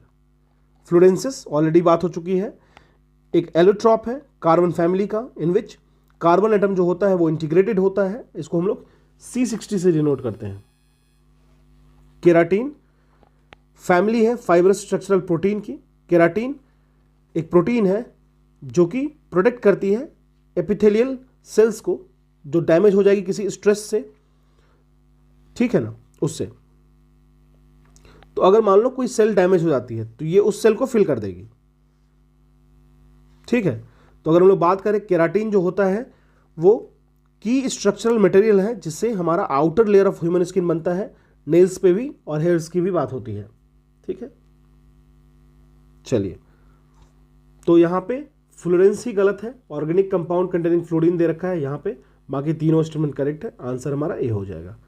चलिए सेकंड लास्ट क्वेश्चन देख लेते हैं। गैसें देखो बहुत मेहनत से बनती है क्वेश्चंस, तो आप जरूर टेस्ट दिया करो, टेस्ट का एनालिसिस सुना करो, बहुत फायदा होगा आपको, ठीक है। ग्लास कैन बी ईच्ड और scratched by which of the following. ये क्वेश्चन आपको क्लास 10 एनसीईआरटी फिर देन आईएएस प्रीलिम्स 1999 में पूछा गया है, ठीक है। देखिए ग्लास इचिंग की बात कर लेते हैं। कभी सुने होंगे कि शीशे को हीरे से कट करते हैं, डायमंड से कट करते हैं, तो ये तो आप बिल्कुल बता सकते हो, ठीक है। तो देखिए, तो डायमंड बता सकते हो। एक और है इसमें, वो है आपको हाइड्रोफ्लोरिक एसिड, ठीक है। ग्लास जो है उसको स्क्रैच कर सकते हो या ईच कर सकते हो डायमंड से या हाइड्रोफ्लोरिक एसिड से। हाइड्रोफ्लोरिक एसिड बात करें, वो केमिकली ईट कर लेता है ग्लास सबस्ट्रेट को, ग्लास सबस्ट्रेट मतलब छिलके को, और कॉज करता है कि ग्लास सरफेस पे इचिंग हो, ठीक है, खुरदुरा सरफेस हो जाएगा ग्लास का। डायमंड जो है वो हेल्प करता है physically grinding the glass surface which results in scratching, ठीक है। चलिए, बहुत ज़्यादा इंपॉर्टेंट क्वेश्चन नहीं है, इसको आप कंसिडर नहीं कर सकते हो, लेकिन फिर भी it's good to know even hydrofluoric acid too. चलो, the gas employed for respiratory activities. देखो, जब आप जाते हो ना समुद्र के तल पे, तो ना बहुत ज़्यादा आपको प्रेशर होता है, और साथ साथ O2 भी चाहिए, क्योंकि आप सांस ही नहीं लो पाओगे। तो वैसे क्या होता है ना, डाइवर्स जो जाते हैं ना, वो कैरी किस किस गैसेस को करते हैं वो समझ लो, रेस्पिरेटरी इलनेस ना हो उसके लिए। तो यहाँ होता है oxygen plus nitrogen plus helium, ये 3 होता है, ठीक है, ये 3 होगा। अगर मान लो हीलियम लो हो जाती है, हीलियम को क्यों लेके जाते हैं हम लोग? हीलियम को लेके जाते हैं क्योंकि ये जो ना लो एयरवे रेसिस्टेंस है एयर से, तो इससे क्या होगा, लो एयरवे रेजिस्टेंस मतलब क्या, जैसे ये पास हो रही है आपके लंग्स से, तो ये बहुत ज़्यादा धक्का मुक्की नहीं करती है आपके लंग्स में। इससे क्या होता है, लंग्स को ना बहुत कम मैकेनिकल एनर्जी लगानी पड़ेगी सांस लेने के लिए, और लंग्स अगर कम मैकेनिकल एनर्जी लगाती है तो जल्दी थकेगी नहीं, ठीक है, तो ये याद रखिएगा। चलिए, तो हमारा ऑक्सीजन, नाइट्रोजन, हीलियम हो गया। तो ये था हमारा डे 3 का क्वेश्चंस मैंने कोशिश किए हैं जितना ज़्यादा हो सके आपको, जितने क्वेश्चंस हो जाए, जो पॉसिबिलिटी हो कि एक वाइडर अप्रोच और ज़्यादा से ज़्यादा मैक्सिमम सिलेबस को कवर कर सके इन NCERT, उससे बाहर हम लोग नहीं जा रहे हैं। लेकिन क्वेश्चंस के लेवल मैंने यूपीएससी और अच्छे लेवल के स्टैंडर्ड क्वेश्चन CAPF, CDS या डिफरेंट पीसेस के इसलिए इन्वॉल्व कर रहा हूँ क्योंकि देखो, previous year question is one of the best way to know कि आपकी सिचुएशन क्या है, आप किस तरीके से प्रिपेयर करना चाहिए आपको, ठीक है ना। This is all about today. और अगर आपको कोई मॉडिफिकेशन चाहिए यू कैन से, और अगर आपको लगता है कोई भी क्वेरी हो या कोई डाउट्स हो, you can directly ping me to Instagram ID ISP Simplified, और you can message me on Telegram, ठीक है। इंस्टाग्राम पे करोगे तो जल्दी रिप्लाई मिल जाएगा, टेलीग्राम पे करोगे तो हो सकता है आप पढ़े भी रहो, है ना। Thank you.